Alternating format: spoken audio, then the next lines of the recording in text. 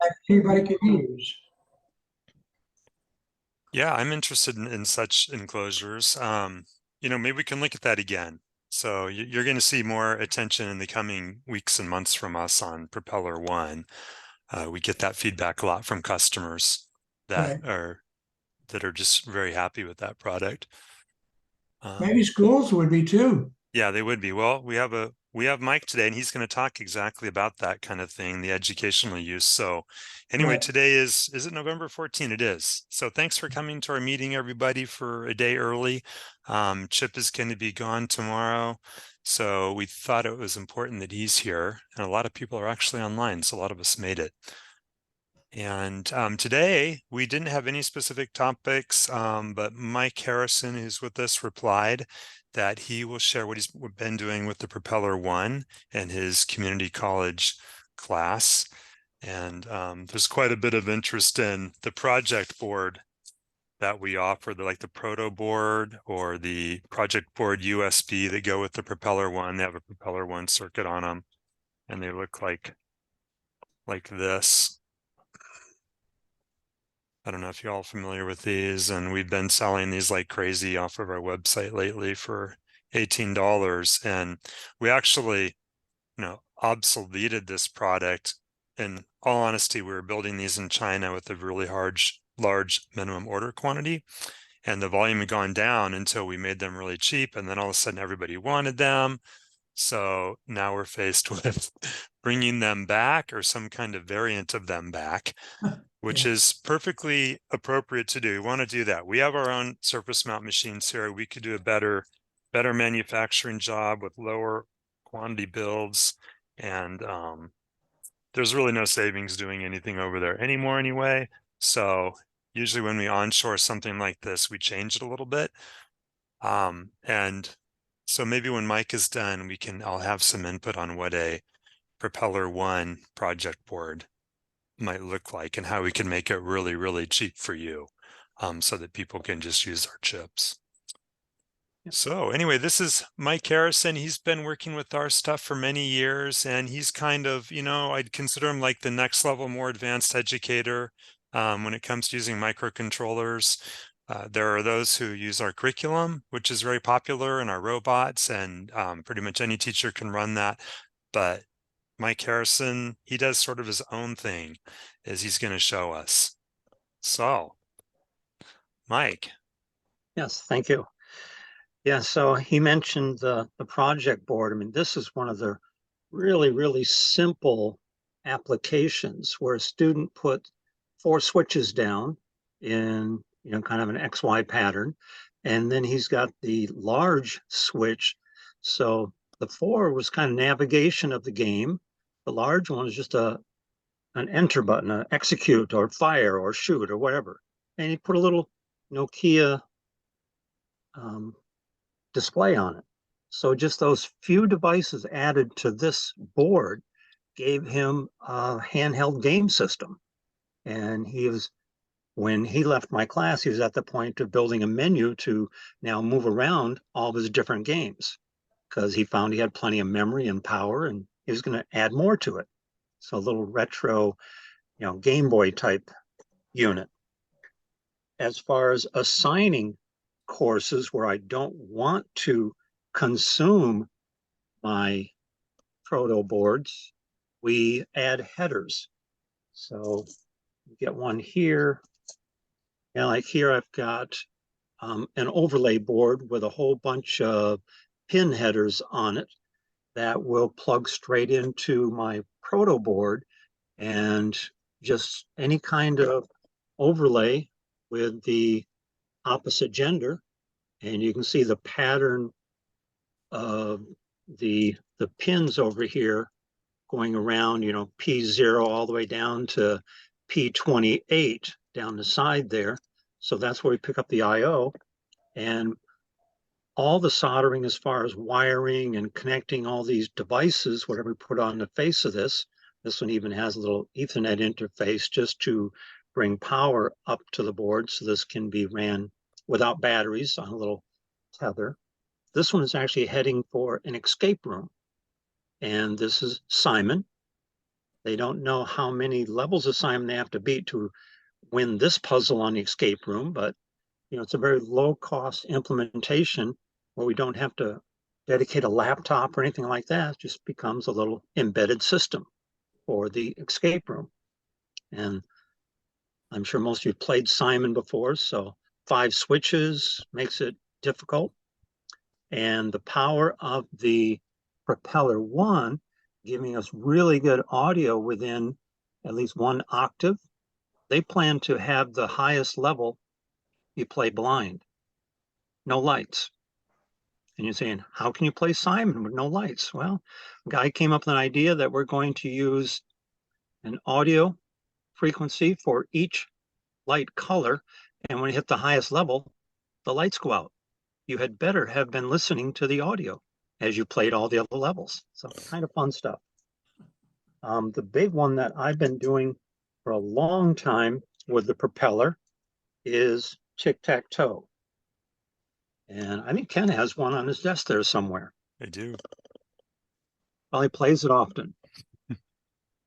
Tic-tac-toe, again, spun a board, and this board with my low quantity of only 100 units cost me $2.50. And you can see the footprint of where the flip would sit on this. Yep, one of my flips up here. So the flip obviously plugs right into this area of the board. And then the rest of it is just, simple switches and LEDs to give us the overall tic-tac-toe game. We play this as a 2-person, and then the students code up some version of computer play. We usually label it AI, but this is really just an algorithm that is running on the tic-tac-toe strategy. This whole package, not including the flip, is just over $10. Wow. And then you throw the flip on it, and you got your whole system. Because $10 is cheap, yes, and most schools would love to have a project that stays at that range per student. So to keep it down in cost, I actually spun up another board. You look at that and you say, hey, that's the Raspberry Pi Pico. Yes, it is, but it sits on a daughter card. The daughter card is doing nothing more than making this Pico match exactly the pinout or footprint of the flip.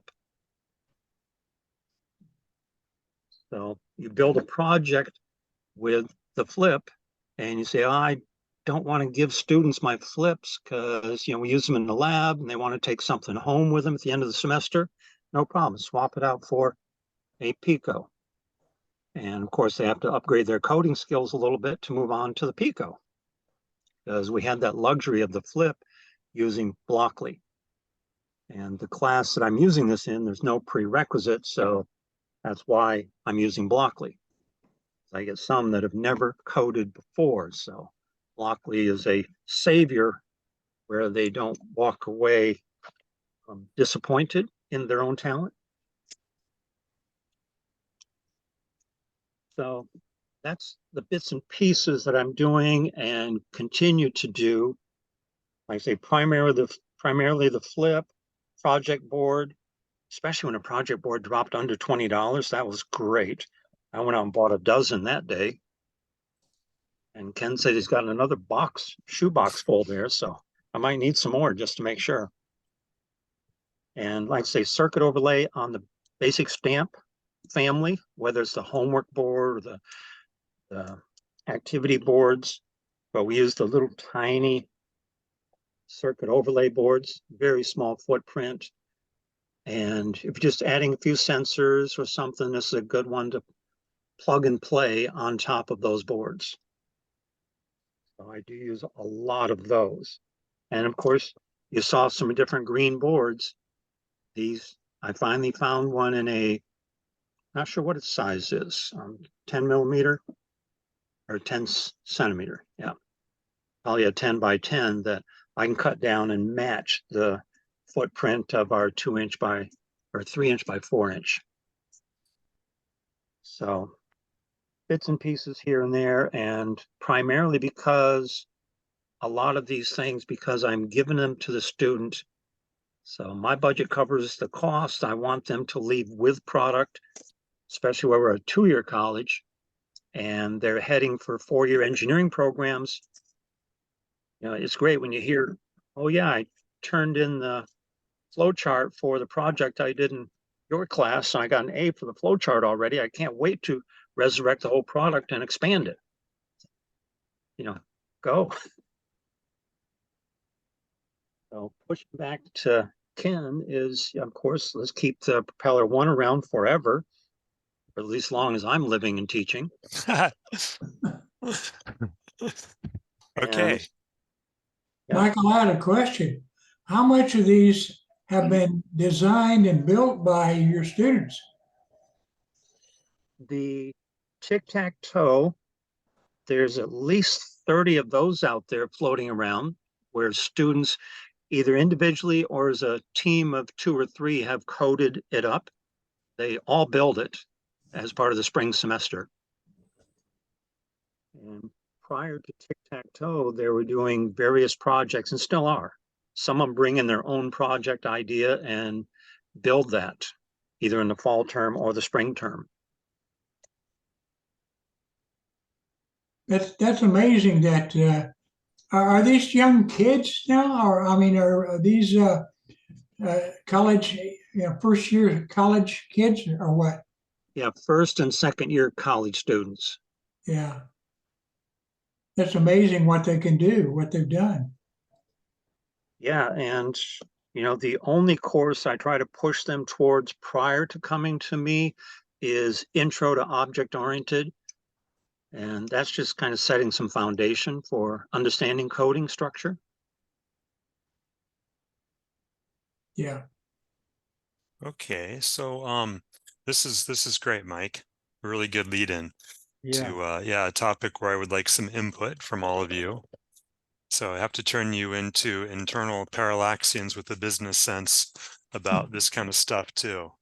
But first off, sort of like Mike mentioned, the last box of Propeller 1 project boards are actually right here. And when these went on sale, they got scarfed up. We learned a lot because they were purchased by all the universities and community colleges. So this box is going to Max Tucklin on the forums in Singapore, because he teaches a class at Singapore Technical University.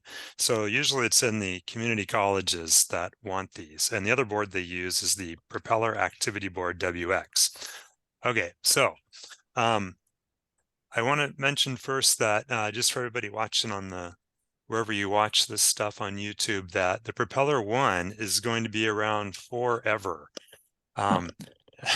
Well, forever relatively, maybe as long as we're around or something, but the Propeller 1 is totally stable. It's made at TSMC. It's been in full production since 2006 and always will be. And just to prove how that works, we're still making basic stamp 1s around here. Who started with the basic stamp 1? That came out in 1993. Actually, Chip made the first one in 1992. The Rev D, it was a little square thing where you plug a 9-volt battery on it and plug it into a parallel port. So we make everything pretty much How forever. many people still buy these? They're used in like one application's a coin vending machine that's still going strong, and they're just little things where there's one input and one output, and like yeah, I mean they work for that, but they're They kind of work. expensive, no, they're not, because you don't have to change what you're doing. It's really Yeah, expensive if to you have an engineer. yeah, if you have to change what you're doing, yeah, that Yeah. makes sense, and that's a It's good thing. it's like It's pretty dependent on annoying when volume. you build something and oh no, you can't get it anymore. It's like Right. have to build a Yeah. different thing now. So Fuck we you. don't want to be part of that. We don't want to be part of that because people use our products forever. It seems like there are things that are so often I get messages from customers. I've had this running since 1997, and I just finally needed to upgrade it and I can't find my code or whatever. And then they take a minute to tell us about that. And like Johnny Mack has put a lot of BS ones in Disneyland. Okay, so the P1 will be around forever. These small little project boards that use the Propeller 1, We were making overseas. We have our last batches. We end of lifed them, but we can build this board inside Parallax or some variation of it. And as you see from what Mike was talking about and what other educational customers get excited about is super low cost. The expectation today is everything's like really cheap or free or $10, which is amazing because we used to make basic stamp 2s and sell them for $50. And, you know, like these days, our margin is worse than Walmart, or Walmart probably does pretty well, but they just put a pair of pants on the rack and get like 50%. But look at the intellect that we add to our products. So you have to keep us in business with your decision-making customers, but we want to provide something for the educators. So with this board, as an example, let me share a screen. And then we'll get to, okay, so you're looking here at the Propeller Project Board, and you can see it has a propeller circuit built onto it. As we were discussing before the meeting started, I was telling Mike that, you know, when you make things, it's better to optimize all of our production into one product, especially when we're doing like a circuit layout that has, you know, all these components, resistors, caps, power supply parts, USB chips. I mean, there's a lot of engineering to redo this on a board, but something like the flip, which is you're all familiar with right here, is production, you know, optimized. Like we got this thing down, you know, and we just received like 300 of these into inventory, and we can make 300 more tomorrow. And you know, the engineering is already done for it. And a flip, like all the circuitry here to build a propeller circuit, plus the power supply that's on here, and this, the cost to us of this manufactured product, which we'll just openly share, you're all engineers, you can figure this out, is about $20. Okay. So that's what it cost us to make and ship one of these. But as you'll see, we actually sell them for $35. Like, what kind of business are we in? You know, I mean, Overall, that's a good profit margin, but still, you know, no, you're that's not making a lot of money, but well, we're not making any. Usually very, very little. We are making some because we're here, right? yeah. So we make a business stays in existence and pays healthcare costs and pays salary and, you know, buys Chip his cool glasses that he's wearing, his readers, and keeps us all going. So yeah, it's productive, but I like to not have to repeat the design of this. So really my question is, what if we made the project board use the flip? And there was a socket on a 3x4 board that had the flip, and that board had the absolute, had some convenience to its layout, like maybe it had some socket or some locations where headers could be conveniently put in, but didn't have, you know, all the things that you can do with the propeller on it, like, you know, VGA, and just kind of left that out. Is really the question. And I also want to show you a solution that Johnny Mack has made in a minute that he uses. So we could make, you know, just a little proto board that is a 3x4 board that has a socket for the flip. And it could be just port those pins off to the side and be like super, super cheap and have nothing on it. And then you can eat those up all day for like, you know, less than $10. It's just a circuit board, maybe no manufacturing at Parallax. On the Rev D of the project board, this did not exist on, and it was A or B, but there was a TO220 pad.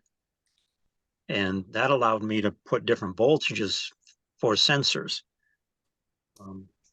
I tell you where it is. Yeah, in fact, it's up in the upper left-hand corner. And I got that little pad up there. It's where I'm putting my 7805, 7812, you know, whatever number I need. And that came right down to the bridge. The bridge was 8 pins. So that's a feature. You mentioned putting pads down, no components, but definitely a couple of those pads that come over to maybe a 4-pin grouping that you can then grab whatever voltage you need. Okay, good. other kinds of input like that. Guess I'm not understanding why, what you're trying to do if we already have a project board. Oh, yeah. So the design here is probably expensive. It has things on the left side we don't use, like the quick start header is obsolete. We used to make various boards that plugged onto it, they're gone. As I look at this, I'm not sure what else on it we wouldn't. It's expensive to make.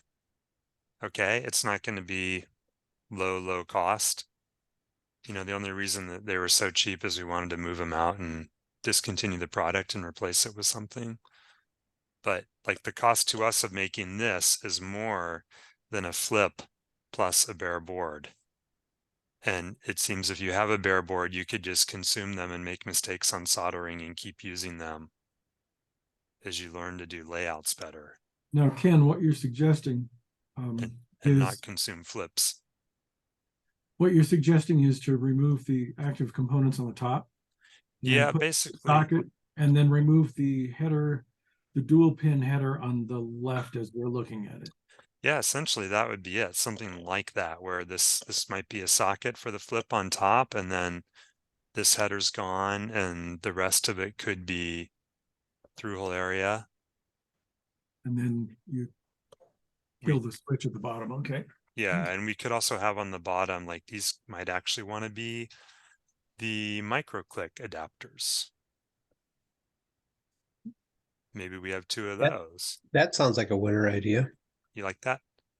Yeah, because it opens you up to all sorts of peripherals that you don't have to engineer or produce. Let me show you an example of something similar that John has made.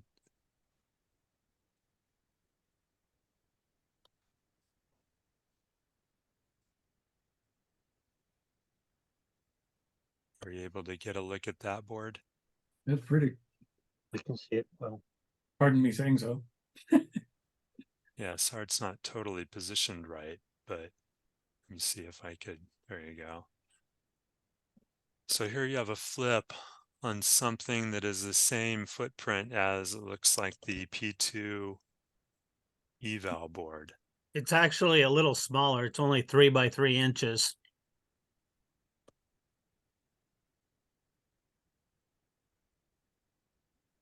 So maybe a few of those sockets on the bottom is all we need. What else do you have on here, John? Tell us about the connectors. From left to right, top to bottom, the that connector marked SAO, that's the silly add-on connector that is used in the badge life world for electronic conventions and hacker conventions. I just threw it on there. There's a quick connector because that's becoming very popular among a lot of manufacturers. So the quick connector is the 3.3 I2C bus. So it's pins 28 and 29 and the propeller plus voltage. That JST next to it is the same connections. And then I just went around the board like an eval board and used what you can't see is the flip is plugged into a low profile socket, which was cheap, and it exposes the legs a little bit so you can connect if you wanted to connect, say, a logic analyzer to something like, for example, I have plugged into the second pin group an ESP01 board that I made. And so if you wanted to monitor those signals with a logic analyzer or something, you can actually go in from the side and use micro clips to grab onto the associated pins since they're so clearly marked on the flip. But these are some of the boards I made. I think I sent you a picture of some other boards. So the top one is just a button board.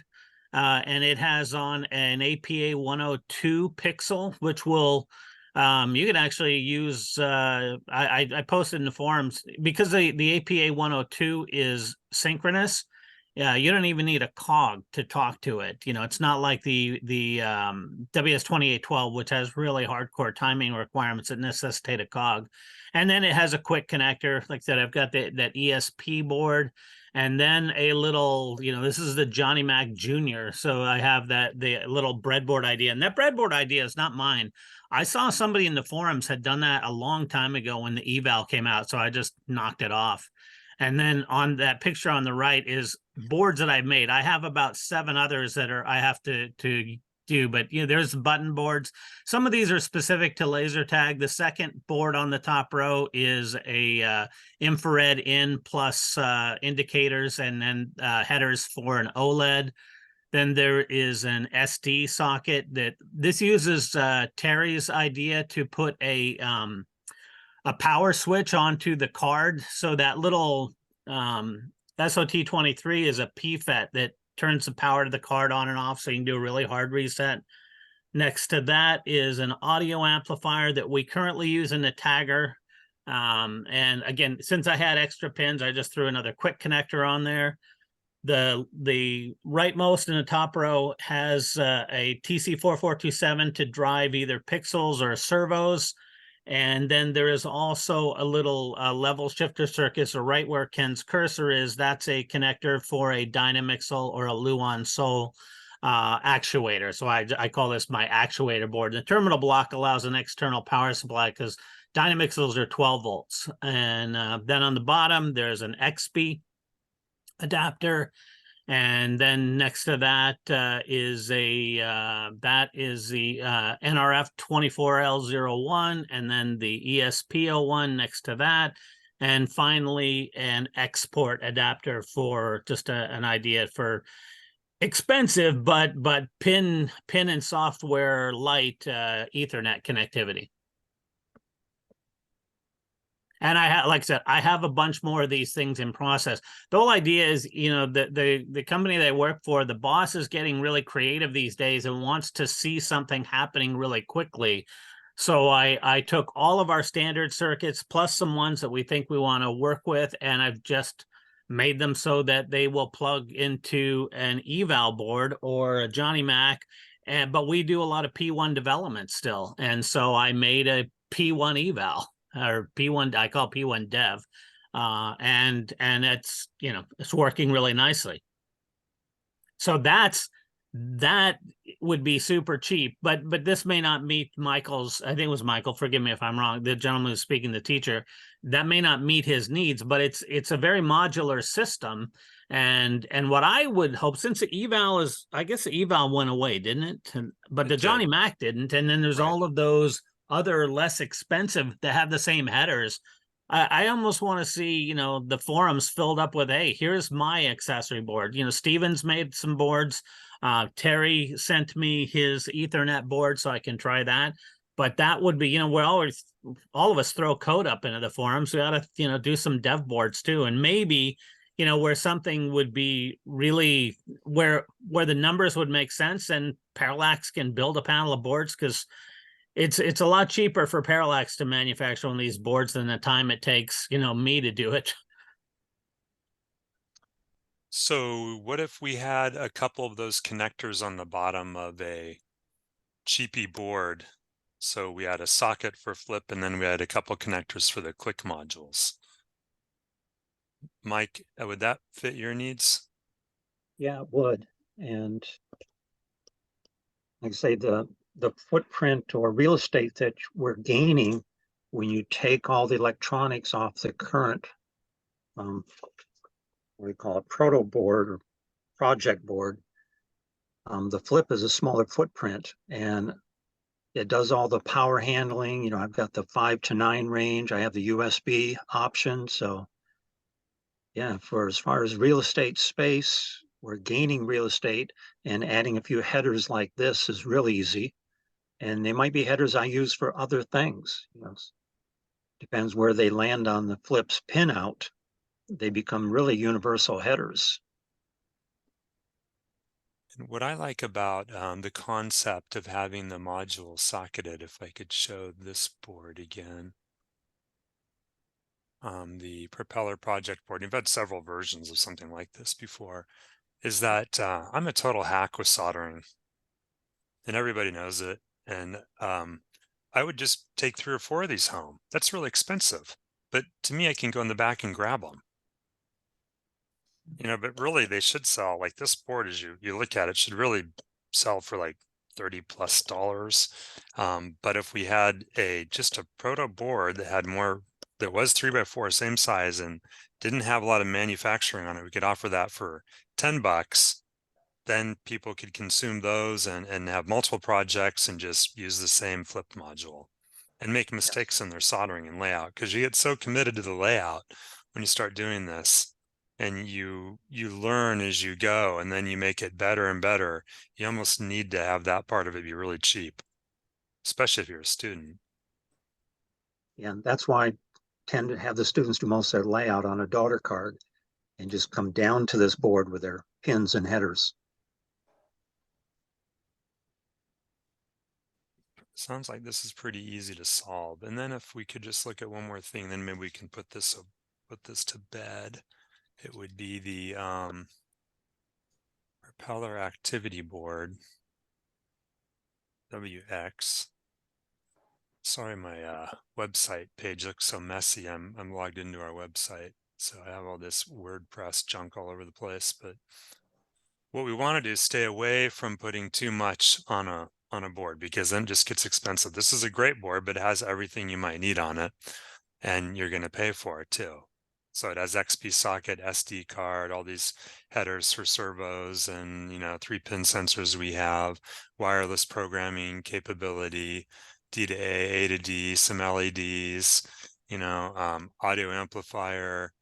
There's just no end to the fun, but we don't want to encroach on this and make a real simple board include a lot of these features, because then it just gets expensive and it doesn't fit the need.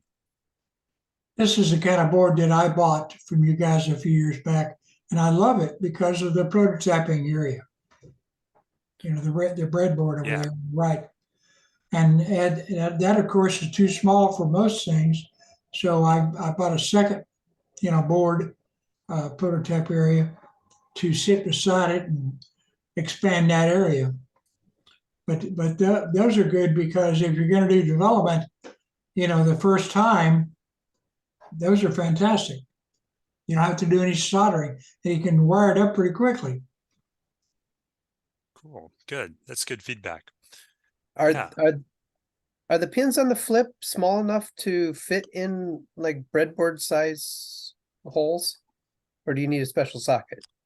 Nope, they fit. They're they're not the real little round machine ones, but they are, like, I don't know what you call them. Chip might know. They're a little bigger. They're stronger. They're 25 mil mail headers, square mail headers. You can put them into a breadboard, but you'll wear out your breadboard really quickly. Okay, yeah. So you'd use a ZIF socket. That might be the only, what is it, LIF or ZIF? LIF. Zero insertion force is if. Yeah, whichever one's cheaper. Yeah. And I have it right here, in my little video, pushed into a breadboard. So it definitely works. You just have to you got to teach the students how to remove these. Yes. We have a couple plastic screwdrivers they use to carefully lift them out. Yeah, they're really tight in a breadboard. Okay, well, what we'll do is go away and then further define the purpose of this, and then bring back a concept here for next month. I've got an idea, because I think the flip is just a real nice little package.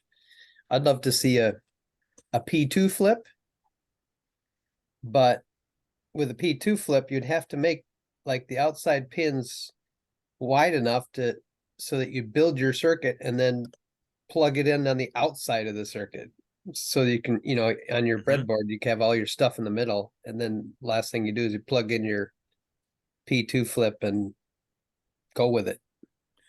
It's interesting you say that, Doug. Before the P2 Edge was created, we envisioned kind of such a little square flat module with the P2 on it, but it grew. Yeah, that's kind of what I was hoping to do with the P2D2, I think it was what it was, but that never came out, unfortunately. I And think I because actually have one in the big stash of random things people sent me, but it doesn't work. I don't think I was ever able to get code running on that. I think it was P2D2, serial. Peter Jakaki's board. Yes. Yep. Well, thank you for giving time to that subject. You all have the right answers that are better than us inside trying to decide what to do.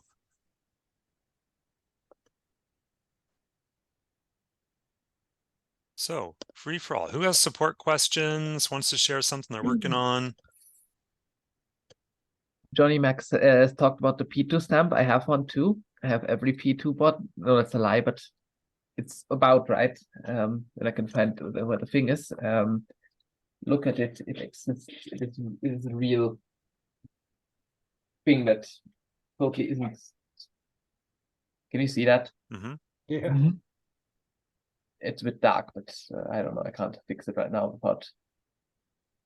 I'm using both my hands to film this, but yeah, it's a PLCC socket, just a normal one. It's kind of a bit difficult to push it in without like bending the pins out, but it's fine. And it's attached to some accessory boards in a somewhat unconventional way. This setup did- actually works. If I plugged it in, it could play like the funny video. Did they suggest they're going to be making those in quantity? I don't know, but there's like a GitHub with the schematic on it, and like I think possibly also the board thing. So like, go steal it if you want. Is that the little module on a J-lead 84 pin socket type thing? This one, you mean? Yeah. Yeah, that's a PLCC socket. Oh, And it Wow. also has it has a lot of things on there, right? It's not just a P2. It also has a hyper RAM and an SD card socket.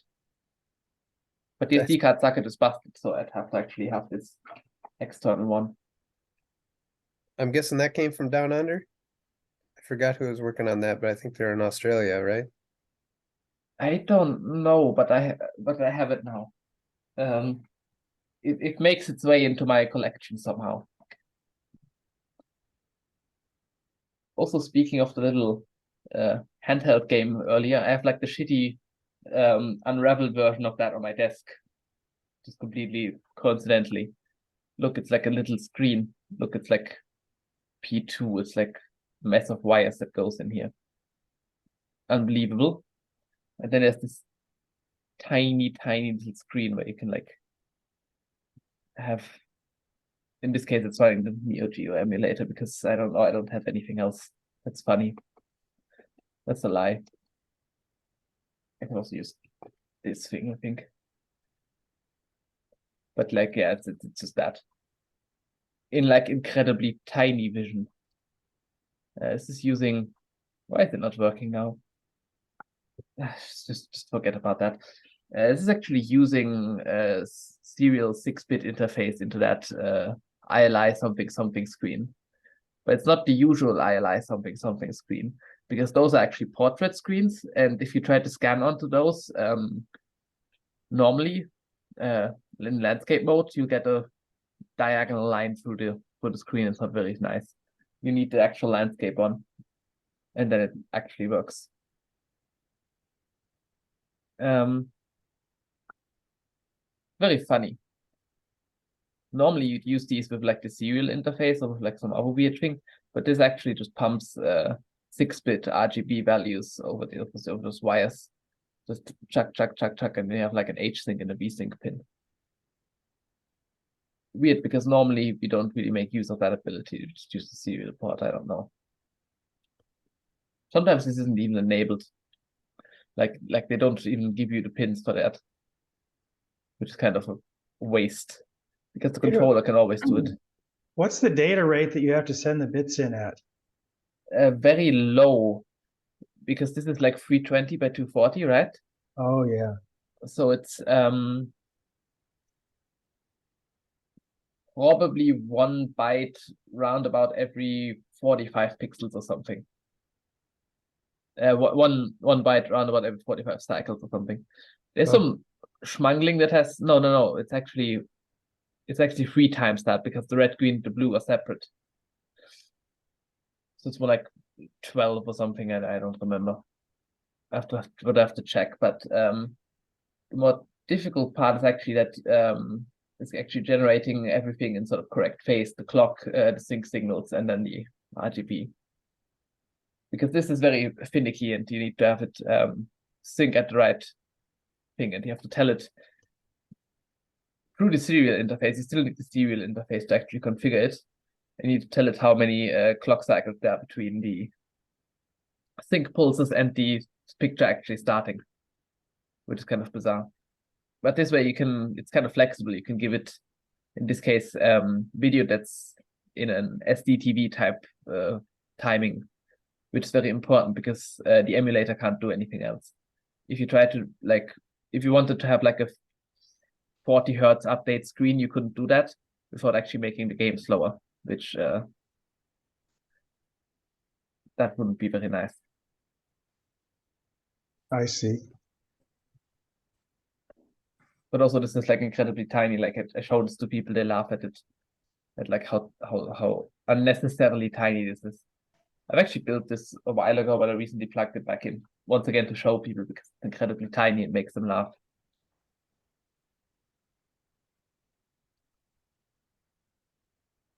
The funniest thing I've seen all day, by which I mean that's actually not true. Yeah, it's just, I don't think I have anything else that's funny. What else do we got going on out there? Who's making some coding breakthroughs they got to share? I had a question on the P2. Not that I have one yet, but I know that there was something called a smart I/O pins on that chip. And I'm not sure about the history of that or how those are supposed to be used. Maybe you could fill me in on that, or maybe we could discuss that. It's a perfect marketing opportunity. It's like we planted you out there. Good job, Grover. Yeah, you can pay me later. Your first P2's on the way. Send me your address. Okay. So Chip, summarize in layman terms, like really what smart pins can do. So each pin has analog, both in and out, and digital functionality, and it has different drive strengths and types. And what the smart pin does is it's like a digital state machine that every single pin has, and it can do all kinds of signaling digitally and also in and out of the analog stuff. So you can use those smart pins to accumulate A to D conversions from the sigma delta converter that's in the pin, or you can have it write to the 8-bit DAC in the pin, but oversample it so you get like 16-bit dynamic range. There's a lot of state machines for doing serial in and out, both asynchronous and synchronous. There's a USB state machine that every 2 pins has. Because they only had to put the logic into every other pin because that thing works as a pair. So what else? Lots of signal measurement, like pulse measurement, pulse counting. There's even something called a reciprocal counter, which can count both, like it can measure time over an integral number of pulses. So you get the benefit of like short acquisition time with high accuracy. Because if you know both how many cycles came in and exactly how many clocks that took, it's a lot better than like waiting a whole second to determine hertz, because now you have, you know, maybe you took in 100 clocks and you've got a time measurement on that, and it's maybe several kilohertz. You can get a super accurate frequency measurement. Sounds like that could be useful in building a digital oscilloscope or logic analyzer. Oh, yeah. Yeah. And there's also every cog has a streamer, so it can send up to 32 bits in and out of memory over the I/O pins every clock. So you could do all kinds of streaming of data too. Also, it can convert the stuff it's pulling out of memory into analog 8-bit DAC signals that can go right to the pin. So every clock, the DACs on the pins can be updated with random data. I'll stop in, and I was going to add to that just to give it a quick, short, sweet Where sales have you pitch. been? I normally have to teach classes on We've been on missing Wednesday you. afternoons. So this is kind of a real lucky break that I could be here on a Tuesday. Welcome Hi. back. Hey, everybody. So here's my quick pitch on this, because I've been trying to sell this to students for many years now, and this microcontroller is unlike any other because of the fact that it's got these smart pins. These smart pins allow a microcontroller, which is an embedded microcontroller, it's meant to be put out in the real world in products and machines, and it lets it push and pull on the world like other microcontrollers just can't do. The real world is inherently analog, and this chip allows it to bridge that digital computer gap between analog and digital.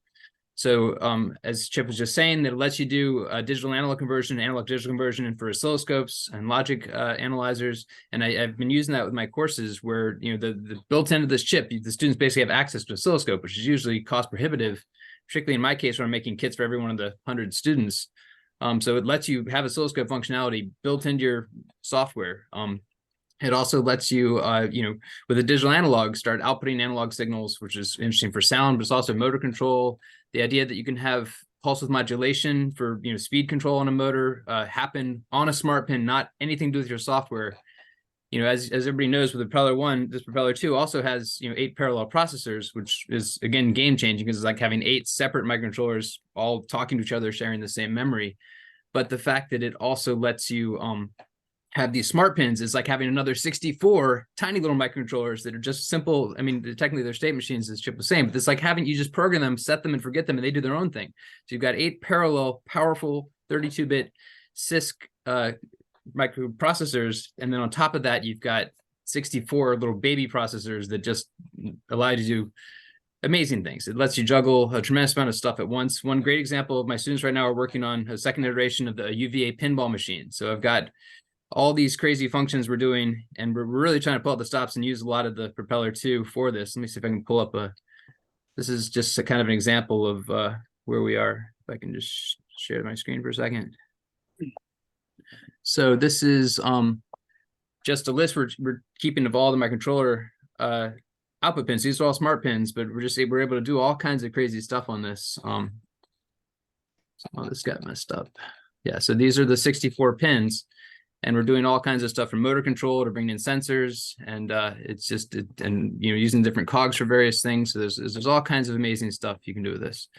And then the graphical debug stuff is cool too. If I could have the floor for a second, I was gonna show some of the things I did with my students last spring on the video game project, because this is sort of a fun way for them to get started with programming. Please do.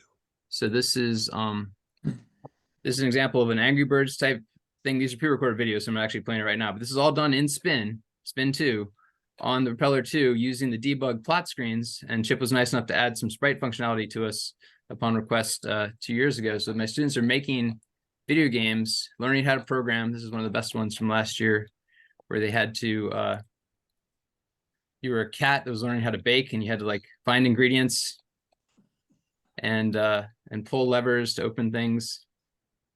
So it just, again, this is just this sort of stuff on a microcontroller is kind of unheard of in this realm. So is that coming through okay with the sampling? Hey, that's funny. And another great example, this is the students tease me about this, but one of the ways I explain it to them is it's kind of like the Ferrari of microcontrollers. So it's expensive, and but in terms of what it can actually do and how fast it is. And I also kind of, sometimes I say it's a monster truck Ferrari. So it's like a Ferrari with monster truck wheels that can just go anywhere you want. It's kind of preposterous that, you know, that you've got that much capabilities, but it's just kind of fun to drive once you get the hang of it. And of course, in this game, this is a sprite for me. So they you know, I'm always in their games too. They're usually killing me or doing something terrible, but they've got ones of like a fishing game where you're a fish, you have to keep eating fish. There's the one the Google pterodactyl game. So I've got 100 students. They're all learning how to program in Spin, but they're doing this in a fun way with the video games. Anyway, you get the idea. There's this kind of, this is the fun stuff you can do with this amazing chip.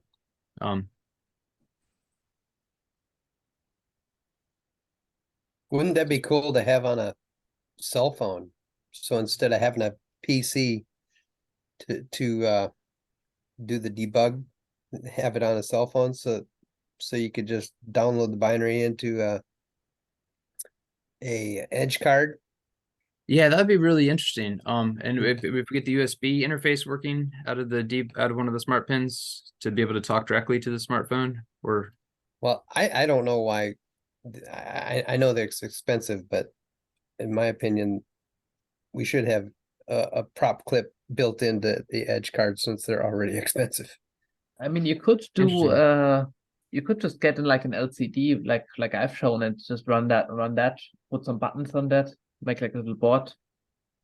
You just have to implement the same drawing commands, which is kind of a minor pain to do the same thing as the plot window, because there's some like data alignment difference with the colors, I think, but it's all doable, I think. You could just put a little LCD on it, and you can just don't need a PC, don't need a silly phone that will change out how the app works on you. But everybody's already got a screen in their pocket, and it's got internet connection. So yeah, but well, for one, if it's very difficult to actually get anything going on these, and also it's kind of bad that everyone has these that are like basically full of spyware, and like by default, like you have to work very hard to get these to not let sell your data out to whatever. And then they don't run your programs like you want them to, like, oh no, you can't do that. The security. Right. yeah, it'd be really cool if we had some way to be able to use an app on Android and on Apple to be able to get to download into the chips and then have some kind of a debugging back and forth between them. Because again, as people are saying, everybody has a beautiful screen in their pocket. It's perfect for I don't know. Mine is beautiful. I think I haven't tried it, but I think Arduino does have a way to use an app to download into it. Hey, can I tell you about a dream I had? We had this meeting last week, I think, and we were talking about, things that we should focus our limited resources on to get somewhere and at Parallax. And someone said in the meeting, well, you can buy a Raspberry Pi Pico now for $4 and it plays Doom, which is, but I mean, I don't know how accessible that is to a person, like hopefully a microcontroller, like, this could be, but the way I see it is, the Raspberry Pi 4 is just an incredible computer. It's, can be self-contained, runs the Linux kernel. You hook up an HDMI monitor and a mouse and a USB flash drives, and it's just like a computer. You're using the mouse on the desktop, just like a Linux computer. And it's very much, the computer scientist microcontroller, where it's just the input output pins are digital and they're low voltage, and there's very little you can do with them. Again, this is sort of, the microcontroller that's meant to push and pull in the real world. So it's kind of like a brain versus a really strong arm. And this is kind of the push and pull arm. Whereas, yes, the processor inside the Raspberry Pi 4 is going to run circles around what you can do on this. But it's also, but what's interesting is that on the Raspberry Pis, because it's running the whole Linux kernel, it actually can't do things fast like you can do on the Propeller too. So when you're writing code, specifically way down in assembly, it's just, happening, what is it, 1.2 billion instructions per second when you've got it clocked at 200 mega or 300 megahertz running on the 8 cores. And it's night and day faster for kind of these real-time operations, for simple operations you need to do. And particularly what I do in embedded mechatronics stuff, it's a game changer compared to the Raspberry Pi. Well, in this dream I had, I was kind of off, coming off this meeting thinking, man, it's like there's so much stuff in the world and there's so much competition. Everything's drowned out by noise. And how do we make it? But in this dream, I was at something with some people I know, and there's this guy I know who's like, he's not a very technical guy at all, but he lives to like smoke briskets and pork shoulders. That's like his big thing. He's always cooking meat, And he was showing me, he had this like smartphone, and he's showing me this thing he had built for his smoker. And he could interface with it over his phone. And what it was like some kind of like graphical language, kind of like a functional block language, which was for like signal processing, and it had some things in it. But the cool thing about it was that every block was like animated in a live fashion, so that rather than having like debug report, at certain points in your program what the state of something is, just by observation, you could see what every block was thinking. And it was super colorful. It looked like Candy Crush or something.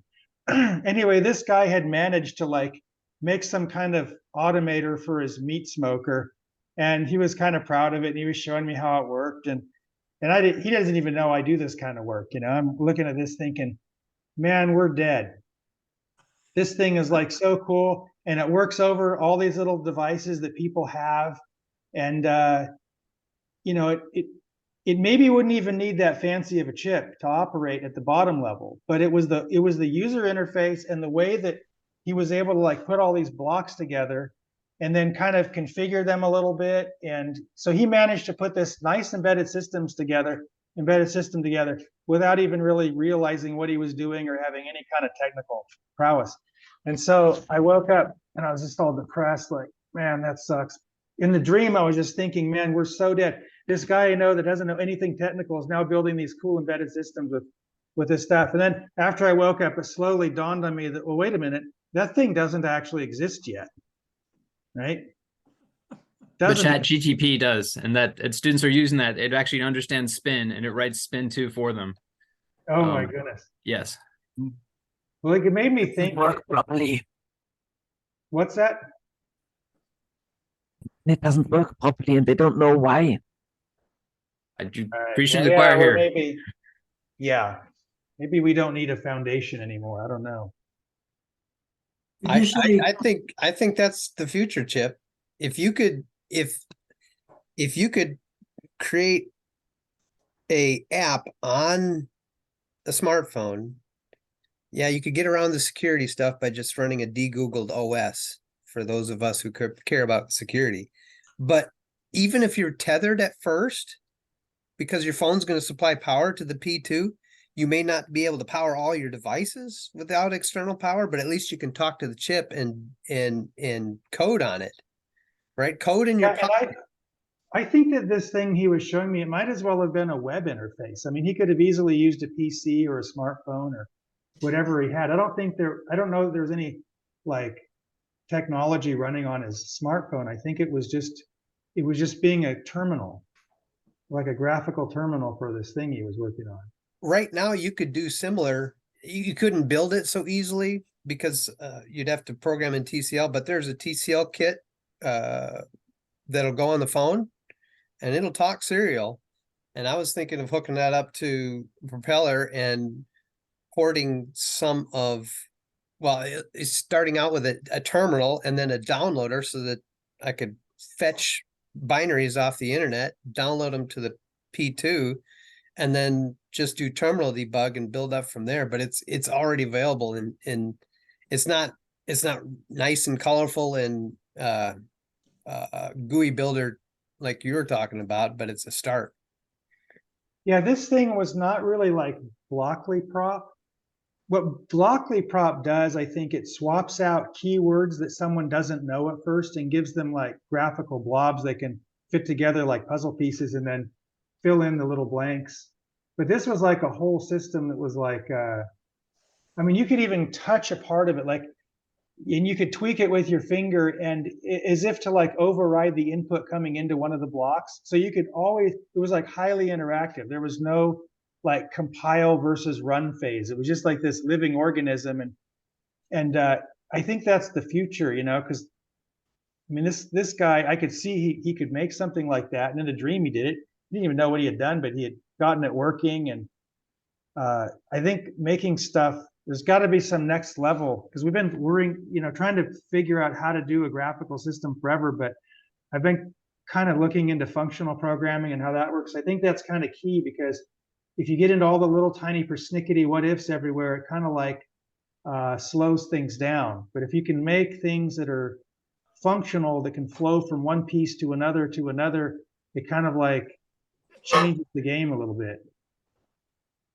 If you look at the time that's been spent on this screen and that screen and this HDMI video and that VGA video, all those different things, a lot of people would just settle for a phone screen if it performed well.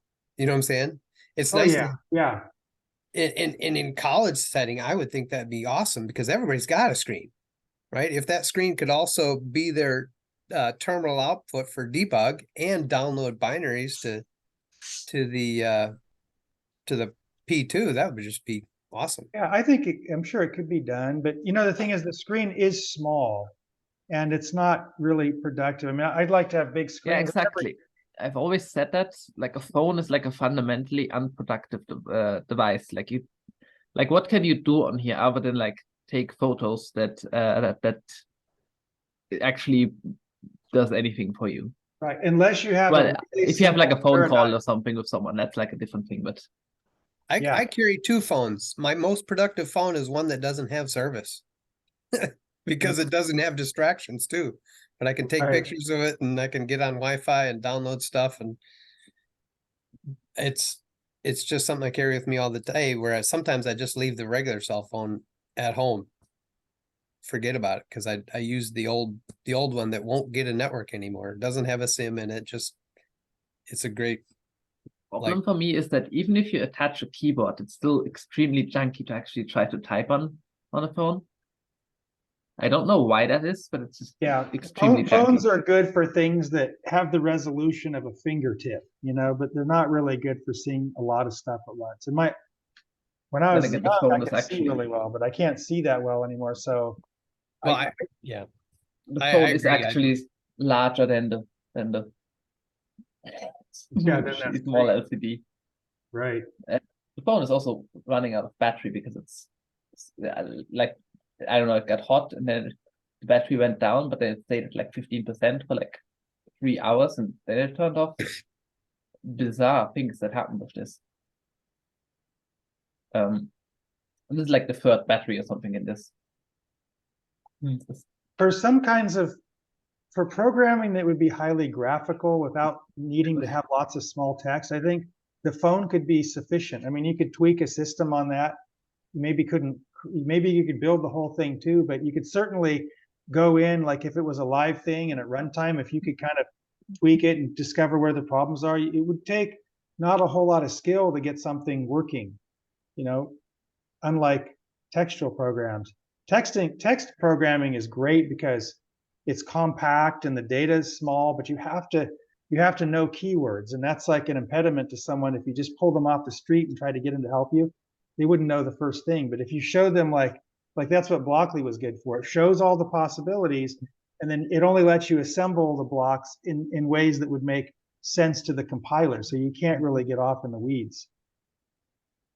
But I don't have it installed anymore, but there was this program called RPG Maker, which is like a little game programming thing. And on the website, they have a big thing that says no programming required. But then you go there and let me see if I can pull up a screenshot that works properly. No. Well, that ought to do. Just Google Images. My beloved. Looks like this. This is called no programming. Totally not. It says assign a variable. It says a conditional branch. Actually, this is a shitty one because it has an actual script block in it. Can we find one that doesn't have one? Come on, give me a screenshot that looks vaguely complex but does not have a script block in it. So it's essentially the same as Blockly prop in that you're. Well, it's even more like actual actual programming in that you just where's this that one has the menu in it. You sort of click on a blank space and then it gives you like a menu of all the things that can do. Here's... And I think the thing there is not that they're doing false advertising. It's actually the thing they're doing is they're telling it, oh, this is not programming. It's just like, oh, you tell the little man to go one step down with this little button. And then they want to do more complex things, and then it sort of organically discover, and now they're programming all of a sudden. Even these very simple logic systems of if this flag is set, then do that, and other things like that. That was very, very funny back in the day. And they said that's not programming. But it kind of sort of is. It's kind of inescapable at some point. Yeah, and it's really just about that messaging. I think if you don't tell people that it's programming, it's like this. "Ooh, it's like something different." Then you know. I'm like Michael Harrison in my classes where I start them out in Blockly, and I think Blockly is a great way for everybody to understand it. I think everybody should learn Blockly in lower school.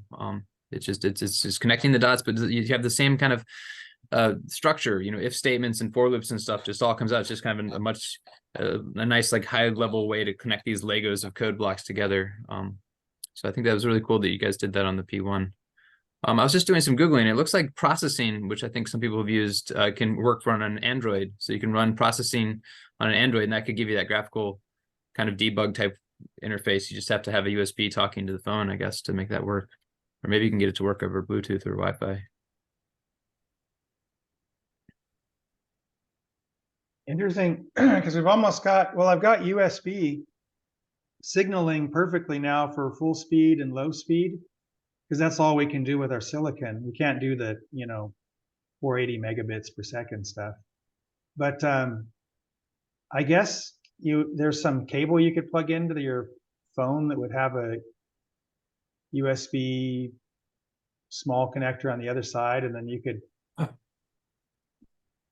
I'm laughing because I've been doing iPhone application development since what, 2011 or so, and fielded and sold applications and things like this. And Apple iPhones are extremely rigid with allowing external devices to attach.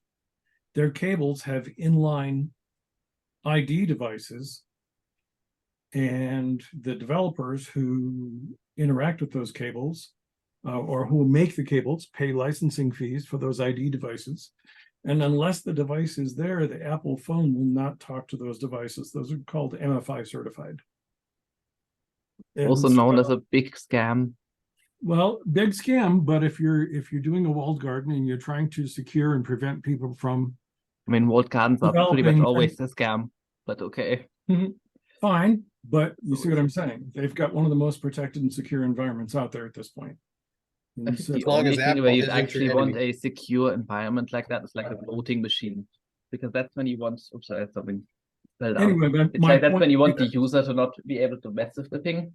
In all other cases, it's just because greed. It's a great moneymaker, of course. But Ada, what's my point?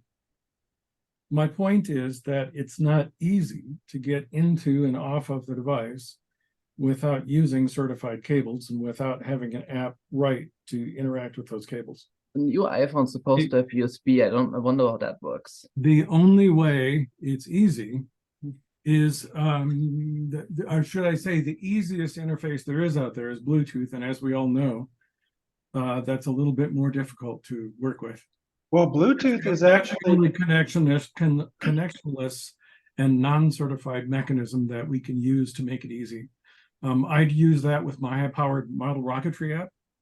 And basically you scan and see the device out there and you're connected. yes, and that's built on USB packet protocol, right? I don't know that they're similar. It certainly has not. It's built for command and control or command and status. It's not built for high data volume traffic. So you can actually do things like we're talking about here over Bluetooth, but it's an interesting development. Yeah, I've done that. I actually did that with a P1 and with Bluetooth modules, and actually controlling LED strings from an app built on the iPhone over Bluetooth. And Bluetooth, as we know, is an expensive investment on the developer side, trying to get it working the first time. Oh, I didn't know that. It is. It's quite interesting. And is it expensive because of what? Your study time, your learning curve on how to interact and set up the characteristics and attributes and everything else. And then proportioning your need over the top of what facilities are available. And so it is what it is. It can be done. It's not easy. It's quite some engineering time. Put it this way, it's enough engineering time that every time I've done a Bluetooth app, I've always you know how you get anxious before you start something large? You kind of walk up to the base of the cliff and you're staring up there and saying, how in the world am I going to get up there? Well, And that's what that kind of effort every time I do a Bluetooth app. It's the same mentality. that's how USB is felt. It's like scaling a wall, and you can't even. I actually had some questions that I couldn't find answers to, and I asked Chat GPT, and it had the answers. It gleaned enough about, USB to be able to like just give me a straight answer, and I couldn't discover in documentation anywhere how to do something, and it told me The how. real problem is that Google actually started to suck Mhm. recently. Like they can't even find stuff anymore. It's kind of Oh. bizarre. Yeah, you get a couple dozen search That's results. why that seems better to you now, because it actually is better, because Google started sucking because Oh, they want to I- like sell you things again. Yeah. But It's also- always the same bullshit. It makes it sort of wears you down. They always want to like, oh, make the money, make the money, make more money. We need more money. It's like, Hey, Steven, can you Yeah. do something else? have you done It's any Android apps? boring. No, it's life was too short. It's Can't do completely different. It's a completely different development environment, different languages. Yeah, I And, wouldn't know where to get started, yeah. unfortunately. well, the thing with Android is it's a flat out, pretty much I want to say similar enough that you're going to think of it as Linux development. Well, it is Linux. Except for all the frameworks are unique to the whatever OS you're running on the phone. The separate that we ran into with phones and looking into applications for Android phones was the market was much more split in terms of which rev of Android was actually being used on which devices. And so they have a much deeper penetration in terms of variation in OSs than Apple lets happen on their devices. So the history of active OSs is deeper on Android than it is on Apple. So that And a complicates lot of things, I people- guess. Yeah, it does, because they're dramatically different. So and not necessarily backward compatible, I'm guessing. So you can't do stuff on the new OS that you could do on the old OS. Or you'll have to interact with hardware differently because the libraries were built for different shape hardware, or they decided to upgrade the API to interact with it now in a better way, easier way. And so each OS rev has different variations of how you want to interact with things. Potentially, it's not always the case. They're getting better over time, but it was a mess in the early days. I'm wondering, with the advent of the Pico, has anybody done anything with Wi-Fi or Bluetooth at a high level, like text that could do the command and control sort of thing for Apple?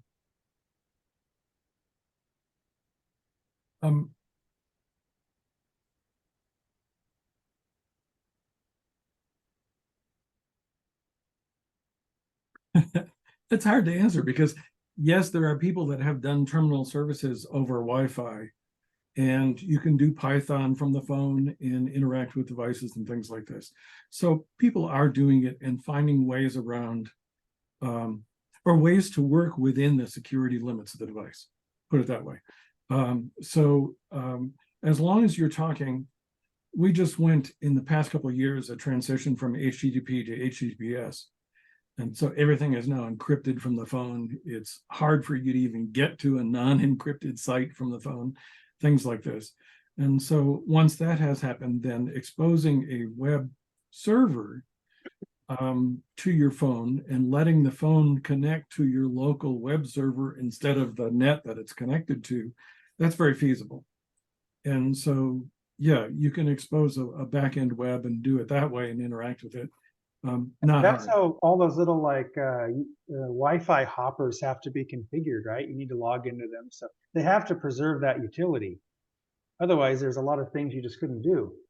Correct. They did move on to they do allow you as the owner of the device to select which Wi-Fi API, you want a endpoint API. What's it called? Yeah. What's the term? Oh, great. It sees my thumb up. Thank you. That's weird. Access point, I think, is what you're looking for. Access Steve. point. Thank you. That's what AP, not API. Thank you, John. Yes, access point. So anything that exposes, like our web add-on module for the eval, you can actually, as long as that's exposing an HTTPS service, we can interact with the phone with that, the WX module that we have for the P2. So it's not beyond us to be able to do something like this. It's a bit of engineering to get it first working. At that point, then we have some ability to do things. Go, Ken. Kind of makes my head hurt thinking about all the effort you have to go through to make it do it. But that's only because I've just been busy the past couple of weeks, and now I'm coming down off of that. I guess there's already control programs for Android that'll control a Pi Pico over USB. I just did a search for one, and I think that would be a great place to start on. I personally would avoid Apple altogether because of the baloney that it takes to develop on the thing. And I get paid to do it, and I'm still like this. Starting out with simple USB so that the phone can power up the card, I think is a winner, especially for educational environments. And then you can move on to Bluetooth afterwards. I think you're muted, Chip.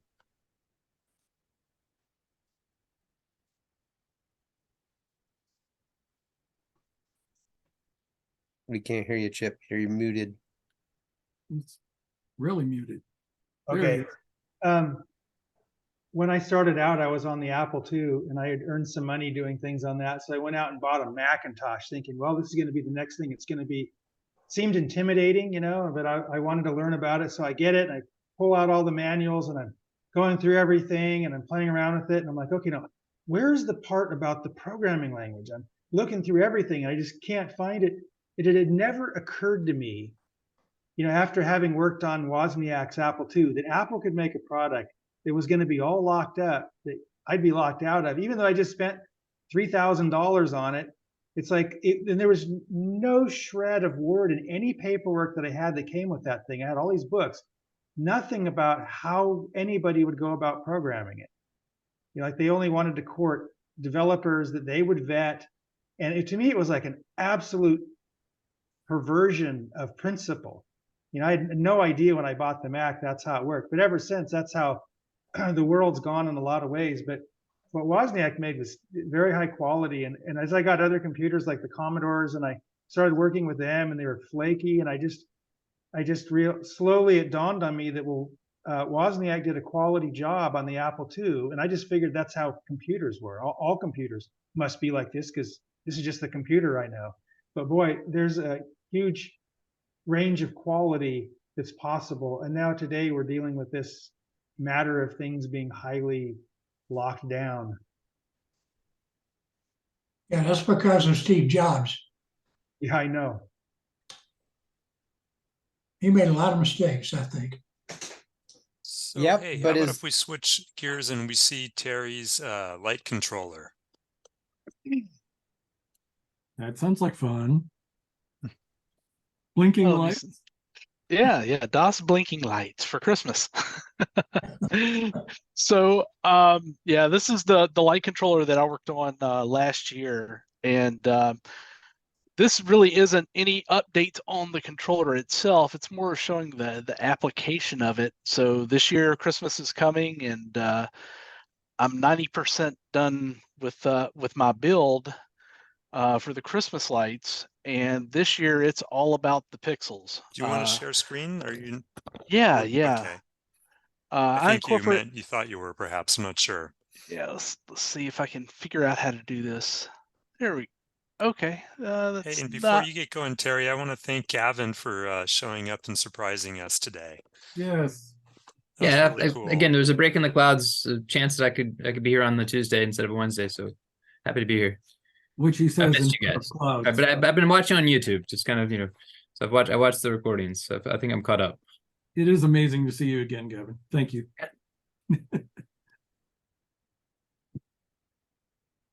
All right, can you guys see my screen?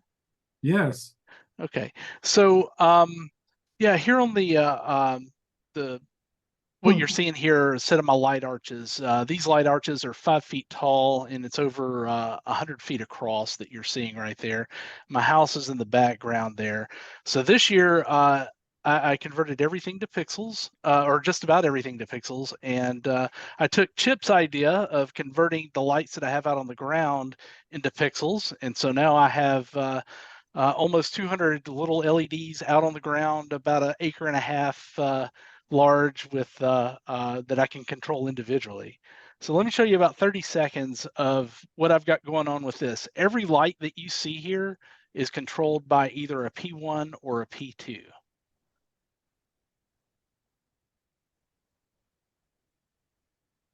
And the house is about 300 feet back from where we are. So here in a minute, you're going to start seeing some of these lights start giving shadow effects and everything across the entire yard. I don't know how that looks to you guys. It's fun. By shadow effects, you mean we're seeing the depth because the front ones aren't lighting?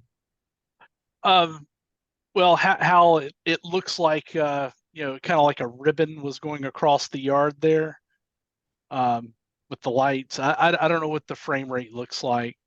Might be a little But anyway, slower than you're anticipating. Yeah, I don't think we have the frame rate to see it like that. okay. Do you have this on YouTube? Because you could just post a link here. Well, I have not Yeah. uploaded this to YouTube yet, but I will. okay.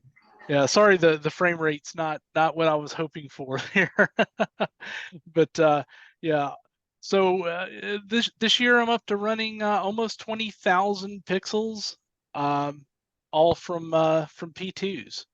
The reason for so many P2s is just because of you can only run 600 pixels off of each port, and still have a frame rate of 40 frames per second, which is the way I've designed the thing for all of my shows and everything that I have up. But anyways, I just wanted to show, you know, that it's just really kind of cool, some of the things that you can wind up doing with the P2. This isn't what I do for a living, you know, just a straight hobbyist, and able to, you know, put this kind of stuff together, you know, just using the tools and things that are, you know, available from Parallax. It's super fun. It's just, you know, one of the most fun things that I've been able to do. And I'm assuming that frame rate is just not very good right there for you guys. I have no idea what that would look like, what it's looking like for you all. I get about maybe 4 frames per second. Oh, that's not good enough. Right. Definitely not good enough. Okay. Anyways, I just wanted to Do you have kind a of YouTube interject link? and show. I haven't uploaded this to YouTube yet, but I could probably do that real quick. Video sharing works better if you have like OBS or something running in the background, and using that to like do window capture into your camera window, which is bizarre, but inexplicably works better. Okay. All right. One of the cases where adding more complexity makes it better. No, it's just because they don't give you an option how often what the frame rate for the screen capture in Zoom is supposed to be. Gotcha. They do give you like somewhere there's an option to like turn off the audio processing if you want to like just pump raw stereo sound through the thing, but they don't give you a way to just record the screen properly. Very strange. Yeah.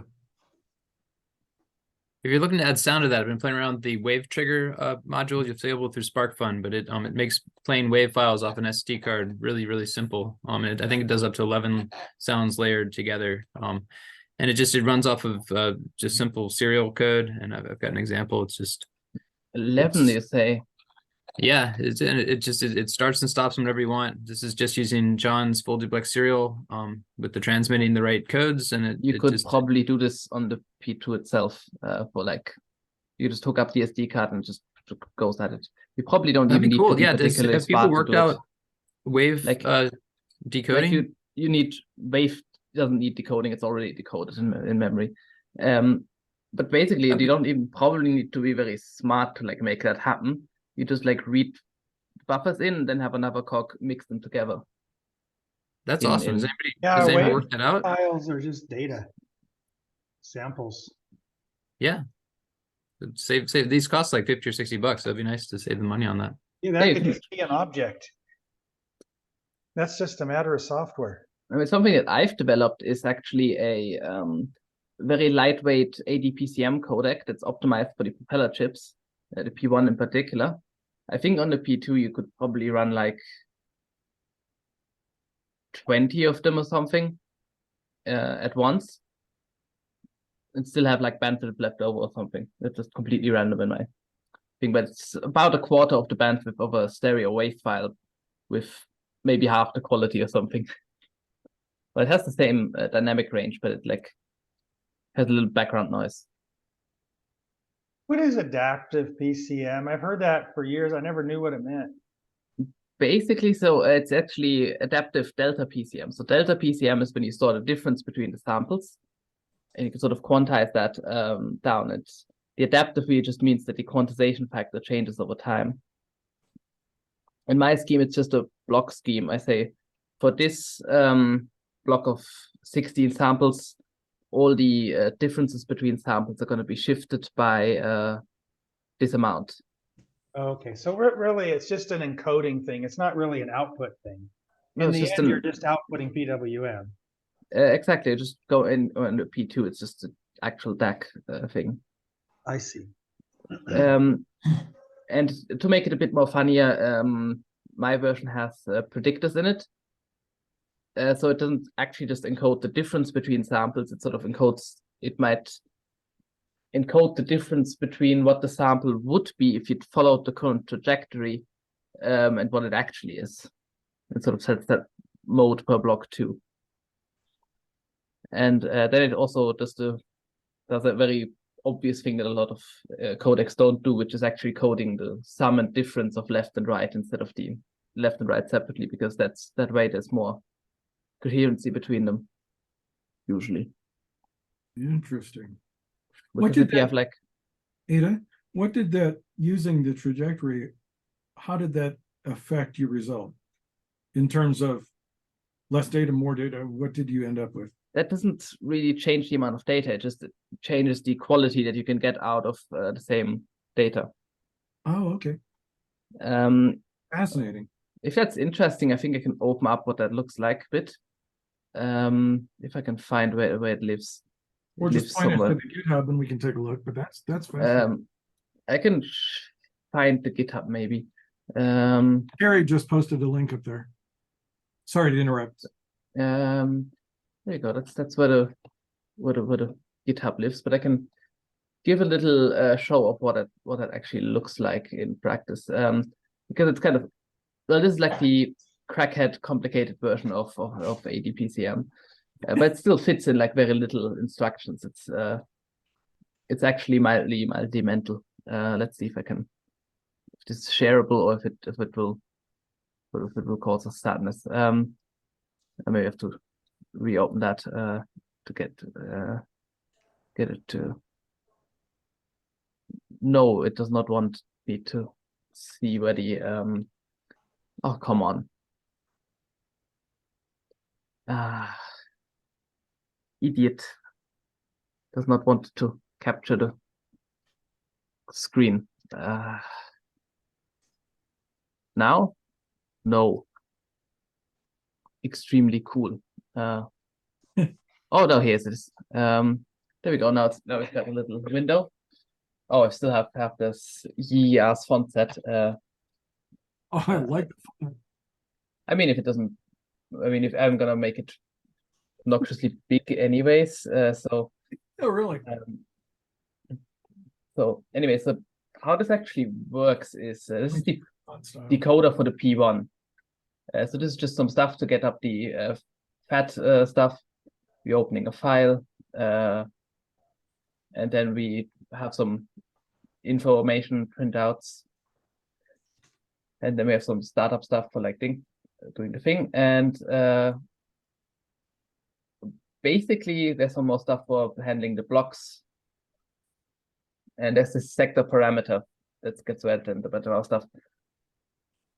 Basically, what happens here is, okay, I think it's hard to explain like this. So we have our, we call them blocks or sectors that are 512 bytes long. We stream them off the SD card. And these encode 563 samples. The first 3 of those are actually just uncompressed. And they're there, so it always has a point to start from. Because it sort of depends on the previous samples. And if like one bit flipped randomly and it didn't do that, then the entire rest of the file would be corrupted. But it So does this is a lossless kind of lossless compression then, right? It's not lossless. It's you can make a lossless version, like the sort of FLAC that you get the usual lossless audio. It's actually very similar to an ADPCM, except it doesn't quantize, of course, the differences. It actually uses RISE coding to sort of dynamically size those. And that's how you get like Uses what coding, Ada? RISE coding. Right. How do you spell that? Like the food. Rice. Yes. Thank you. So anyways, what happens with these blocks is that they have these little, in this case, they may be 3 bits, they may be 4 bits sometimes, but they have these little deltas in them. More usually they use 4 bits, but mine actually compresses a lot, so it actually uses 3 bit deltas. And these are decoded somewhere down here using this inexplicable code. I told you this is hard to explain with this because it's like completely it's scrambled up in all sorts of ways to like shape off instructions in this section. So the sign bits are actually stored in a different long than the rest of the thing. It's you know what? Just give me the C version. It's gonna be easier to explain this. Where's the C version? Heptadex CPP. There we go. Maybe that's more enlightening. No, it isn't. No, it really isn't. Maybe not. Maybe it's the explanation that I wrote. It's supposed to be enlightening. Format MD. Yes, that might be the way to explain this. Exactly. That one tells you how the file structure is like. So see, there's your 3 uncompressed samples. Then you have like a sector parameter, which basically tells you if you're supposed to store left, right, or if you're storing sum and difference. Or if you're storing right and left and difference and sum, which is relevant for reasons that have become apparent later. Yeah, that's that. And it calls them now X and Y. We call them the X and Y channels because so after this matrixing has been applied or before it has been unapplied. And then you've got these units. They have 1 word of parameter. They have 16 samples in them. And they have the scale value. So scale value is just how much do we shift the deltas. We have the predictor table, the bit allocation mode, and this bizarre scale right. Don't think too much about scale right. It's just complicated way to use those 2 bits that I didn't have any other use for. So these are the predictors as they were. They either, if it's 0, it's the hold predictor, which means the predictor just says the next sample is going to be the same as the previous one. We've got linear, which just tells us next sample is going to sort of follow the linearly with the previous 2. And we've got quadratic, which uses the previous 3 samples like this. Wow. And we've got weighted, which uses sort of weighted sum of the previous 3 samples. And so the reason this is interesting, why we choose those instead of, say, always using quadratic is very good if you don't have high frequencies, because then it's kind of like these big sine waves that are kind of like a parabola, right? So it's very easy to follow them with the quadratic mode. But if you have like a simple hit or something, it's all noisy. So you actually want to go hold mode because if you're gonna do quadratic, it's just gonna shoot all over the place and give you like weird overflow. So you don't do that. And then there's the bit allocation mode, which really just means how to divvy up the bits between the channels. There's a 6-bit mode for like if there's mono content, which gives all 6 bits to one channel. And there's the 3-bit mode that gives 3 and 3s. And then there's the subsample modes that are 4-bit for each, but one of them only gets half the rate of the delta, so it kind of evens out to 6 again. And sort of there's a bit of an interpolation that happens to make up the extra samples. This works if like one of the channel doesn't have high frequencies, but the other one does, and so that way there's more bits going around. This kind of happens with the sum and difference quite a lot. It really depends on how the sound is mixed together, but like how they did it in the studio, how they panned all the things. But often this mode works, and you can get this 4-bit precision, which is slightly better than the 3 bits, 6 decibels better, as it were. And you have this scale right, which is allows the scale to change on a more granular level. The actual encoding of how to I have to make it smaller for this because otherwise it doesn't fit on the screen. The encoding for how anything is packed into the actual data longs is accursed. As you can imagine, we have 3 bits per sort of sample, so it's like 6 bits per 2 samples, but they're like packed in this bizarre way. Like here's this with the sign bits. The sign bits are all living in one long. Oh, wow. But then all the other bits are living split across these 2 other longs in like the more sensible order. So you have 4 and 2. 4 and 2. Oh, I'm looking between 6 and 3. I shouldn't be doing that. So Sorry. this is the 6-bit mode. So Yeah. we've got the high 2 bits of the first sample here, for example, and the low 4 bits of them we've got here. Sequence, thank you. Okay. That's the sequence, exactly. And with the 3-bit, we have got the sign bits for both channels for the first sample here. But then the lower 2 bits for the first channel are like down here. And then the lower 2 bits for the second channel are here. And then the next sample, and the sign bits for that are up here. It's kind of, there's a reason for that, which is that it's easier that way to combine them together and get like a fully sign extended value on the P1. When you have it earlier. When you're receiving the data earlier in the stream. No, not when I'm receiving. This the order in the block is all sort of scrambled, but the actual way in which this is the actual bits are laid out between the longs. Okay. That makes it more easier to do it. I want to say exactly now. You shift this one all. You shifted one up. So in the carry flag, you get the first sign bit. And then you make a copy of this, right? And you can rotate carry right all the way to the bottom. Interesting. Okay. And then you have that. Then you have this value sign extended. Then you shift this up by 2 bits, the non-copied version, and then you can repeat the whole process. This is actually a lot faster than doing it another way. Because it's these 3 bits, right? Like how else are you going to split them up in a way that doesn't cause a headache? Yeah. Or further headache.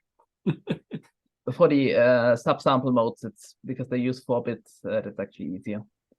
Ada, what kind of compression ratio do you get? I think you said you put 512 in and you get 563 samples out.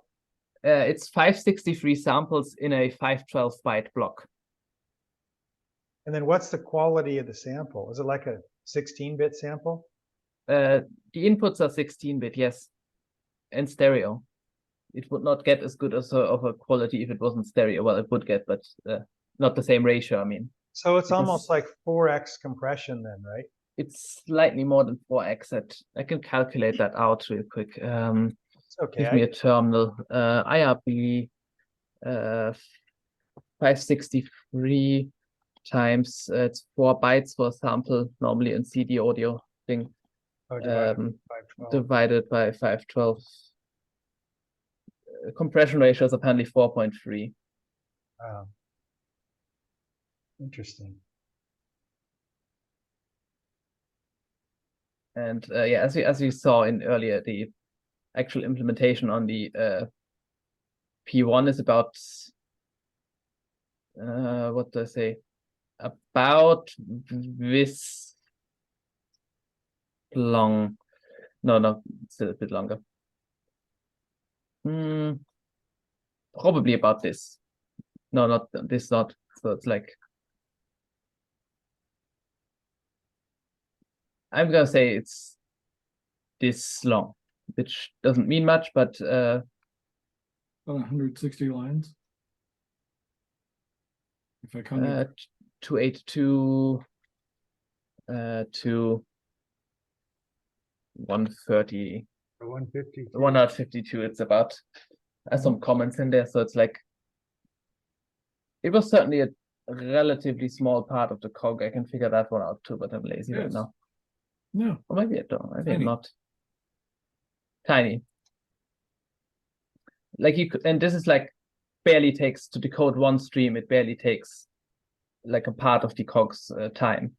right. On the P1, I can crank up the sample rate on that one stream to like 160. I think was it. It was so like it can go very, very big fast. And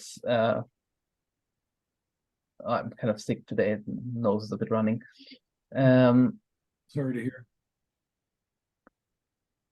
And the problem is if you're doing multiple streams, you'd have to save all of these variables and store them somewhere, but this would be possibly all of those. These are just, no, I don't think sample cycles counts, but some of these, I think sector current, sector next, and certainly these and this. So it's like maybe 10 values you need to save and restore for each channel, which kind of adds a bit of time to that. Mhm. So if you wanted to do 32 kilohertz, which I think is kind of like the you could probably do 4 channels on one cog in a P2 with this.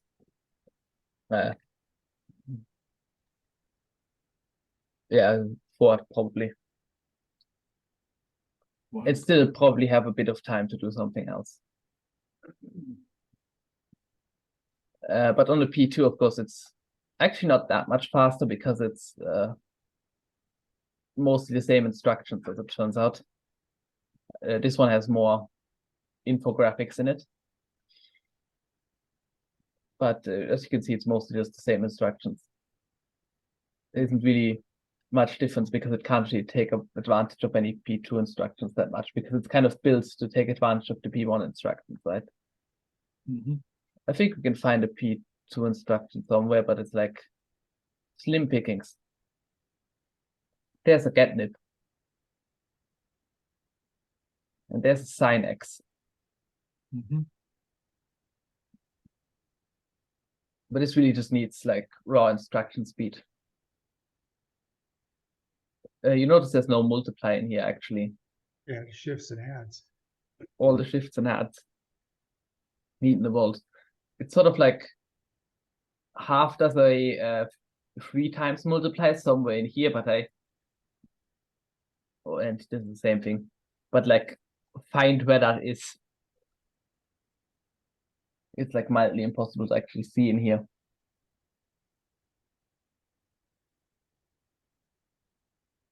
I think it's like this gets moved in here, this x0. Then it gets shifted up by 1 and then gets added here. Right? Mhm. Or is it? But it subtracts something out here, which because that's supposed to be times 2. See, it's like there's some scene here that causes great mental exhaustion.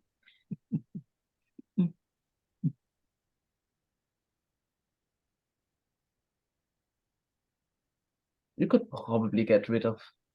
No, actually, you can't get rid of the second test here for the P2 because of how these modes are selected. What's not very nice is actually the hepta enc, because it looks like this. Actually, it's very short, but it's the encoder. And what it does is just tries all the possibilities, which is why it's very slow. It was very slow until I optimized it. That's what I like to say by like multi-coring this this part here. That makes it 4 times faster probably.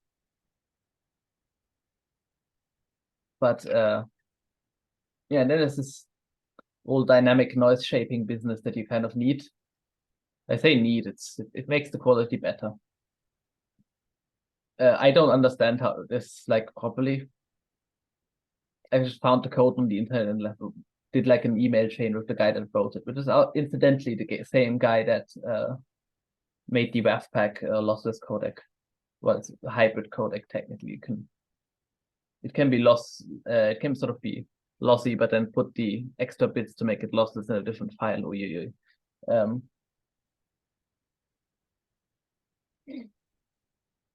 Very funny.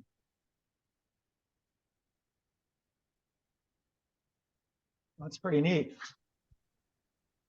Yeah, it's so this is I've been sort of working on and off on that on like various strange occasions. That seems like an algorithm that would be really good just to put in hardware. I mean, I think there were because versions of this in hardware. Like this is sort of inspired vaguely by learning about how the GameCube and Super Nintendo do a similar thing with their sound decoding. And I think that those both use hardware. I mean, yeah, it wouldn't take much. It's just a bunch of adders and shifting in hardware is just moving the wires to a different registration. There's nothing involved in shifting unless it's dynamic shifting. Well, these are dynamic shifts a lot of the time, but they're like cheap dynamic shifts because you're shifting like a 4-bit value by another 4-bit value. Yeah. So it wouldn't take many. It would just be muxes and adders, and that could be made. But if they had done that because that would have been possible when CDs were first put out. They could have had 4 times the storage. Most certainly they could have, but I think they were going for like, oh mate, this is going to be the luxury format with like the highest quality. Yeah. There does exist an 80 PCM version of CD. It's called CDXA, but it never really happened. It is sometimes used in like PlayStation games where they had the audio on the CD, right? But you can only fit like 60 minutes on a CD. And then you sort of have to fit your data in there somewhere. So they figured out they can use some sort of 80 PCM that's also not very dissimilar to this, but probably better that they can use to squeeze a lot more data out of that. Right. It was called CDXA, I think.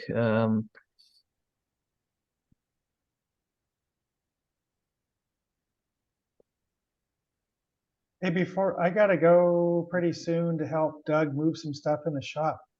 But I want to show my USB stuff. And Oh, yes, that, USB. Chip, and then I want to hear pause the recording after you. Well, yeah. So Ada will have some knowledge about this. Knowledge. You'll see. Can I share now? Let's see. Okay, I will try to share a section here, so it's not too big.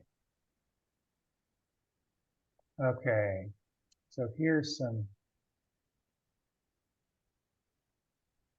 Is that legible?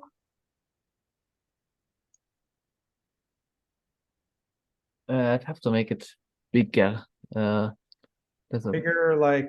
Oh no, there's a bar I had to drag on my screen to make it bigger. Like this. Yeah, it's good enough. Okay. All right. So I've got, this is the USB code. I think it's like 136 instructions, but it does everything for low speed and high speed signaling, and it just works perfectly right now. So I've got this part done, and I'm getting into like reading the packets. And so I have a little setup here where I have a mouse. I have a whole bunch of things. Let me see if I can shift my other camera around. Can I change my camera when I'm in this mode? I guess I can't. Hold on. Get out of here for a sec and do this. Okay. Now, can you see that? Yeah, I can see it. Okay, so here's of course the P2 edge. I have a little USB connector hooked in, right? And You don't even have the accessory board. you know, Ken sent me one, but it never came here. So I just ordered from Amazon and wired it in. Amazing. Yeah. Anyway, so let me run this program here. Okay, so here I'm going to plug the mouse in. I'm going to get this down here so we can see. And then mouse doesn't work or what? It works. So I plug in. I have to go through all these processes, right? Oh, it's a hit descriptor. It's a hit descriptor. Yes. So you would know about these things. So the first thing you see there, it's a low-speed device, and then the first data that you pull out of it is the device descriptor, which is this 18-byte packet. Can you see my mouse pointer? Yes. Yeah, it's a descriptor. It looks like a descriptor. Yeah. So this is a word here. So this is USB 2.0 that this was designed under. And 1 means device descriptor. This packet is always 18 or 12 hex bytes long. You know otherwise, Ada? Possibly. I don't know. I don't think I've messed with device descriptors that much. Okay. And then here's this is the packet size. Low speed devices can only do an 8-byte packet size. These two are like the manufacturer. This is the manufacturer ID, product ID, and then this is like a revision ID. And then down here, you get into some things where you have, I forget what the 1 means, but these 3 values here are like, is there a product string or manufacturer string? Is there a product string? Is there a serial number string? 0 means no. Otherwise, these index values go. So we grab these index values, we pull out of this thing. It's a Logitech USB optical mouse. And then the other bit of information you need to go grab is the configuration descriptor, which is this 09, 02. And if you look at this, 9, 1, 2, 3, 4, 5, 6, 7, 8, 9. And then you go to the next one. There's another 9. Yeah, exactly. They're like this. 9. So it's all these like little segments within this record. So what you have to do is break these segments apart. And the first byte of data after the length byte, in this case, the 2, is like I think that's a configuration descriptor. And this one we have a interface descriptor. And then eventually you have a 5 as an endpoint descriptor. And the interface descriptor might give you a hint that you need to go get, in the case of an HID device, you need to go fetch a, what do they call it? It's like a report. I think it's called report descriptor or something. I don't know. Yeah, report descriptor. The one that makes your head hurt because it's like bizarrely over and under designed at the same time. Exactly. Yes. So here's the whole configuration descriptor up here. Come on in. And just a sec. Hey, Marco. Hey, yeah, we're in a meeting, but you want to go take the cartons off the trees? Yeah. Okay. Before you leave, Oh, yeah. Okay. Oh, yes. All right. Okay. I'll get it. Thanks. All right. So anyway, so this is the config descriptor that has to be pulled apart. Now there's an indication in the descriptor that this is a class descriptors 22. That means HID device. So then you have to make up another request to pull out what is the HID descriptor, and that's human interface device. And there's like all kinds of documentation on you know, all these usage values and usage page I don't values. fully understand it either. I just like guess what it's supposed to mean when I come across one that doesn't work. Yeah, well, you can, I mean, if you start looking at the packets being reported from, you know, endpoint 1 or whatever, you can figure out pretty easily, like, you know, how a mouse, I think keyboards all work the same, but I find every mouse I have is different. So Yeah, to know you the can sort of turn them thing- in the boot protocol if you want, right? I don't know. I'm not You have seeing to any indication of that. No, you have to do set protocol with a value, I think, of 2. Oh, okay, and that'll be the boot protocol. Oh, And so that's then it will okay. always give you the same report. However, not all mice will give you a A thumb scroll wheel, wheel with that. right? That's why I actually implemented that at some point into the crusty USB driver. Did you go through the report descriptor and Exactly, we're already analyze it? doing that for the game controllers. So like, Yeah. it's very easy to sort of hack it up to the mouse as well. Right. So what you get in the report descriptor is this bytecode business, and the two LSBs are, they indicate no data, which implies a 0 value or 0 operand, or 1 byte, 2 bytes, or 4 bytes. So 0, 1, 2, 3, and then the other 6 bytes actually only have 27 possible combinations. So it's not that out of control, but it took me forever to figure out where this was even discussed. Anyway, you have the way the design extension works for the values is bizarre. Yes. When this thing says usage page 1 is generic desktop. So what you do is you say, okay, our usage page is 1.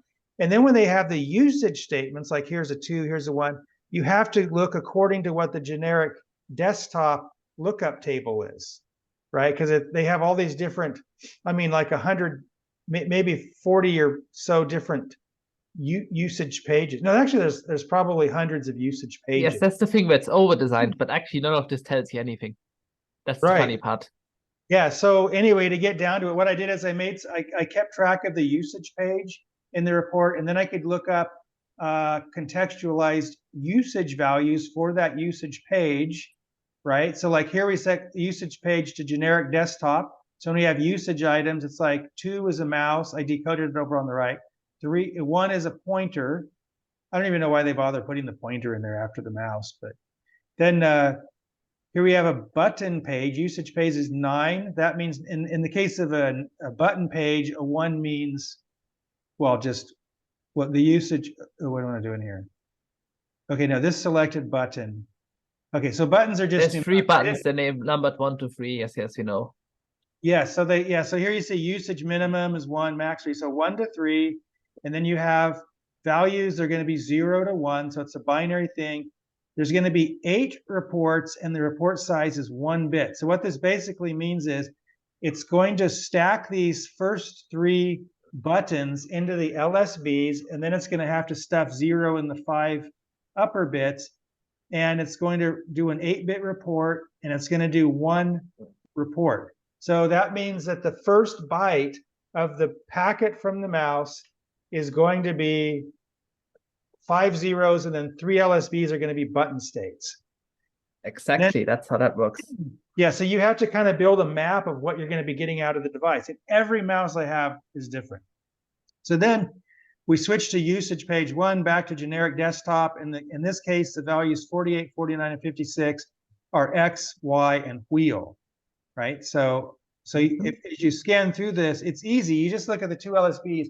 You know how big the operand is, then you just keep going down. So what you're going to be looking for is usage pages and usages, and then these minimums, maximums, although you can almost ignore those. You could really, if you kind of know, well, you kind of need the usages to know where X, Y, and wheel are, and maybe minimum button 1, max 3. I'm pretty sure the buttons can be like out of order like that. Yeah. They could, I mean, they could have expressed it like usage 1, usage 3, usage 2.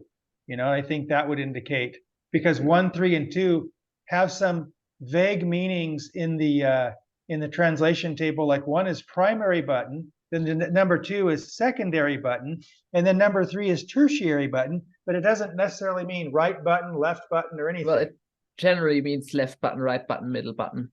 Generally, for the Yeah. mouse, I think everyone agrees on that. But what's fucked up is that with these game controllers, no one agrees on anything. Right, right. Buttons are mapped all over the bits. Not Yeah, just all so- over the bits, all over the logical sort of button numbers. Right. Yeah, I could see that. So what we do here is this first thing, when we get down to here, report count 8, size 1, that means 8 bits, 1 instance. It's going to be a byte. It's going to be the 3 buttons. And then you get down here and we say usage page 1. Okay, then we go X, and usage is X, Y, and wheel. So there's 3 things expressed there, right? And the minimum and maximum are plus minus 127. Report size is a byte, and the report count are 3. So it's going to, that means that in the report, there's going to be a byte for X, a byte for Y, and a byte for wheel, and they're going to be signed 8-bit values. So if I can comb through that, I can build the map of where the stuff is in the packet. Now that thing's in there, I have the mouse and I'm moving it. I'm kind of off screen. You can't really see, but so if I move the mouse, you can see the screen changing. So if like I hold the mouse still and I hit the left button, you see that 1 toggling? Yeah, that's how that looks. That's the first, yeah, and then X, I'm going left and right on the second byte. The first byte, by the way, 4B or C3, that's a data 0 or a data 1 packet, and then we have the 4 data bytes that are in the packet. So Y is the third byte, or the second to last, and then the last byte is the scroll wheel. So anyway, that's kind of how you have to go about going from the descriptors all the way down to how you get the actual data out of the device. And then I have The another. way we do it on the USB new driver is actually we just run through the descriptor every time. You We don't mean actually we don't pass it once and then like store some information out. No, it just runs through it every time. Because that uses less memory, probably, maybe. You mean every time you plug it in, or what? Every time it's getting polled. Every It sort of time passes through that entire descriptor. Oh, really? Man. Yes, because if you had to do another data structure Oh, for one that would I sort of take up see. memory. I see what you're saying. Yeah, you don't have to store anything. You get what you need on the fly and you use it without having to. Well, what I would do though is I would read it once and then make it. If I know what a mouse is supposed to look like I would have longs for each button, X, Y, and wheel, just to keep it real simple, right? So I would break it out into that big format, but I could just come up with that translation thing initially and then just, read the packet, because that's a 4-byte packet we were getting. I could just read that in and know how to break it apart each time. But I see what you're Problem saying. is that this starts getting a bit complicated when you start having a lot of axes and a lot of buttons. Right. But you can have like 100 buttons if you wanted to. Yep. Nothing actually supports this. I think USB actually only supports up to 32 buttons. Right. Maybe. I don't even know. Yeah, I don't know either. You see this little But guy more here? interestingly, there's some like we've been going over this on the forums. There's like deeply cursed descriptors sometimes. Deeply yeah. cursed. Yep. Okay, so watch this. So this is like a little dongle. I have it waiting a few seconds. These are all the that are in it. Oh no, there's Scroll up. So I'll stop it after the first report.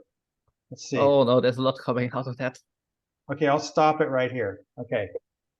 Yeah, I mean, there's so much. It's like, it's crazy. But what I figured all I have to do, if I know that I'm looking for a mouse or a keyboard, I just have to look for the usage page, the usage at the top of the report. Then I can go down and break out. And this is a keyboard right here. Actually, you can just check the subclass, I think. You don't even need to check that. Well, wait, the subclass though, for a keyboard would work, but for a mouse, you don't know how it's composed. No, you can check the subclass. That's what I do. The problem is that there's a generic subclass where all the like touch screens and the game controllers and all the weird stuff lives. But mouse and keyboard have a value somewhere. or was it protocol instead of subclass? I don't know. I have to check that with the code. Okay. So you see this here, this is the keyboard, right? It's giving me keyboard packets. And then I have this mouse here. Ah, no, I know it is the protocol value. It is the protocol value. Okay. And the interface value, the subclass too. So subclass needs to be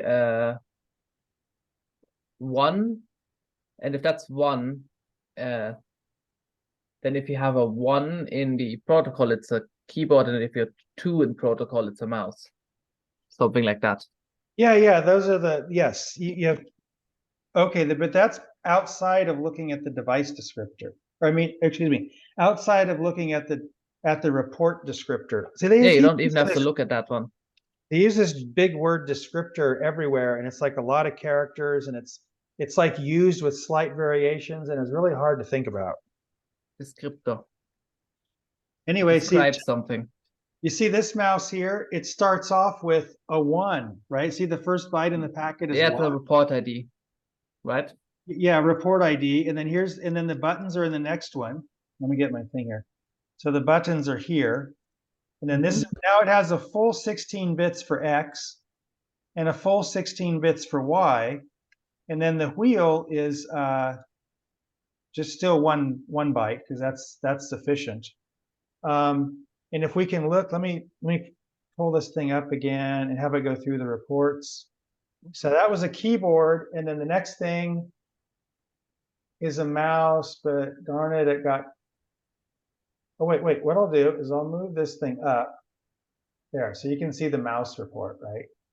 So this is usage page is generic desktop, usage 2 means mouse, pointer, but see this report ID 1? Yeah, that's accursed.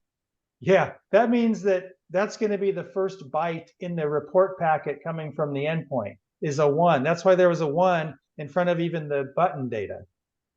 And then it goes through and it says we have 5 buttons, and I'm like 5 buttons, and I looked, and indeed there's some buttons on the side of the mouse. I didn't see it first. You never realized that the mice has buttons on the side? I didn't notice that. They all have them. Like not all of them, but like most of them. Yeah, I've got one with 1 button. Maybe it's. Yeah, like not if you're getting like the cheap USB mice to like futz around with, but like actual mice that you'd use. Like what do I have? I have is the video showing I have this amazing well, I don't have this, but I have it in the basement. This is a car, but it's also a mouse. I don't even know. Also, this has a receiver that tells me it's a keyboard, but I don't really trust that. There's no keyboard to go with this. But this doesn't have side buttons. This is like a cheap one where you can wrap the cable around it. No side button. It's like a real mouse. I haven't even tested it because it shares the receiver with my actual keyboard. And I don't want to unplug it from the computer. That'd be bad. But this has side buttons. Maybe you can't see them. Yeah, side buttons. And this is the actual mouse, which is so bright that you can't even see it. Right. This has 3 side buttons, bizarrely, and then 2 buttons on the top that are next to the left button. Interestingly, none of these can be read through, at least not the normal means. I don't know what I'd have to do to read these extra buttons. Bizarre mouse. Yeah, you have to look at the report the descriptor report, and it would have to tell you, otherwise there's no hope of it ever being known. I think they just don't tell you that. I think you have to do some sort of extra special thing to make that work. It does appear to work on the Linux computer, so it's not like it's a proprietary thing, or maybe it isn't. They reverse engineered it. I don't know, but most certainly accursed. Right. I think. What does the PS2 mouse have? I'd have to get it. But yeah, there's also the PS2 adapter, which is like bizarre in terms of how its keyboard works in comparing to actual keyboards. And there's also this. I've actually got this since last time. This is the Raspberry Pi keyboard that everyone keeps talking about. It has a built-in USB hub. Oh, yeah. Yeah, I haven't done any, I have a little hub here, but I haven't talked through it yet. That's like the next, that's something I'm gonna have to deal with at some point. If Hey, you want something extra cursed, you can buy one of these. They're pretty cheap. I don't need more trouble. This is called SM30 Pro USB, and it's like, as we know, it's like incredibly accursed. When you plug it in, it like waits for a little bit if you get it, like if you start polling, and if you don't, it will disconnect and then connect again with a different descriptor. And the intent appears to be to do this until it's something figured out. recognizes it. This is mildly bugged, and eventually it'll get stuck if you don't do the thing expected to do. Gee whiz. Hey, Yeah. Chip, I got a question. Interesting. Who's asking? This is Doug. Hey, Doug. On your driver, does it require the clock to be a multiple of 12 megahertz? No, not at all. No, it works down to like, I think 130 megahertz. So 350 would be just fine? Oh yeah, as long as the P2 doesn't crash, yeah. Okay. I mean, Yeah, this is 340. This silly thing with the LCD. Doing 340 right now, and we can do USBs, and we can even do the mildly cursed USB. Another question I had is, what are the chances of backporting this to the P1? Oh, well, I mean, we have USB smart pins that are doing a lot of the work. And so the P1, you would have to be running at a multiple of 12 megahertz. And it'd be Someone has code for that on the forum somewhere. Yeah, someone did write. In fact, here I have. Yeah, Oh, California someone did- Dreaming, I think.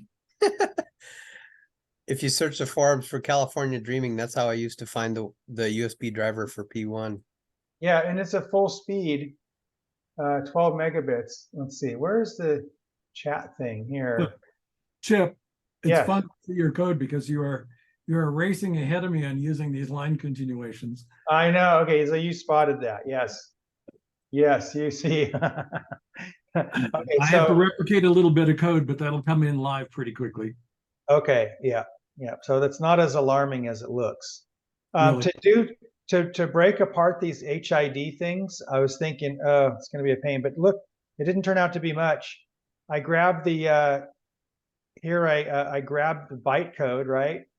And then I look at the two LSBs, and then pick like a byte word or long out. Oops. And then or nothing in case it's 0. And then here I do like a look down to determine which of the 27 possibilities it is after masking away the size LSBs down in here, right? And get rid of those. And then I take that value and do a lookup, and I turn that into a string. So now I have like, a number translated and a string.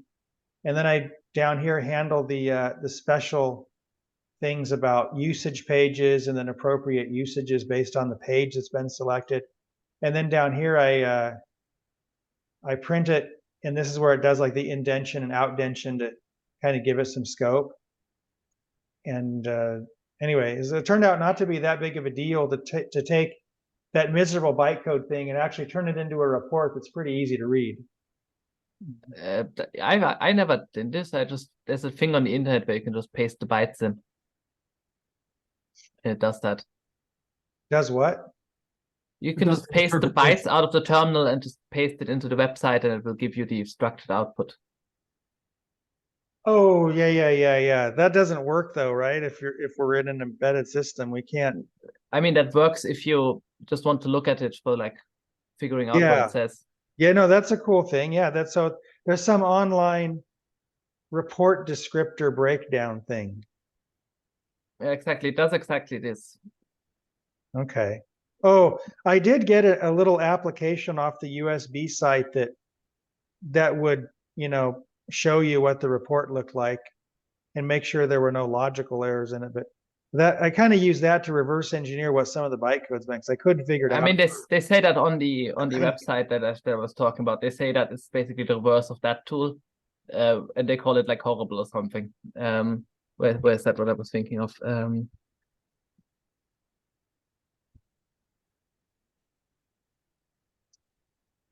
Yeah. Anyway, we're not far from having like mouse and keyboard USB things. And then I noticed for oh, check this out. I'm going to take a USB memory stick, right? And we'll run this. Oh, it's a USB memory. Let's see here. Share screen again. Hold on.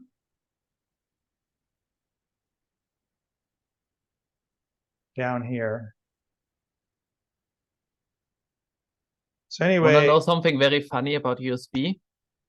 I wanna know about why my video quality is so crappy. why? This camera is actually a USB 1 camera. I don't know why and Oh. how. Do you know, can modern cameras still do full speed, or do they want USB? I don't know, but this one is USB 1.1 only. It does not do faster. Okay. So to facilitate that, to make that actually work, what this camera does is it takes the frame, it puts JPEG compression on it, and then it sends it down the wire. And then the computer can uncompress it again. I see. It's like the most cursed thing I've ever seen. I agree. Yep. Well, for USB memory sticks, say I plug this one in, it's a full speed device. Here's its descriptor. Packet size is 64, and then Manufacturer USB. yeah, isn't that funny? It's like, yeah, USB. These are like all Chinese things, I think. They bothered to Very put a big bootleggy. serial number. And then the descriptor breaks down so that you have it's only one interface. Use one to configure it. I'm not sure what attributes. Oh, 80 means, I forget what that means, but there's a way to decode It means that. something probably. Yeah, it does. And the interface is like, there are two endpoints. Interface class is 8, subclass is 6. And there's no string associated with that. And then you have here the endpoint definition. So this 01 means host to device. And the packet size is 40. Attributes 2. I forget what attributes 2 means. I think it means it's a bulk device. So it means that endpoint 1 is from host to device in bulk mode, and endpoint 2 is device to host. It's the other direction. And its bulk and its packet size is 64 bytes. So this looks really simple. I mean, they've like foregone all kinds of USB nonsense, and they're saying that we have a 64 byte pipe going one way and another 64 byte pipe going the other way. So the protocol must be like enacted through those pipes without any crazy complex messaging or anything. It's just data through endpoints. That's all it is.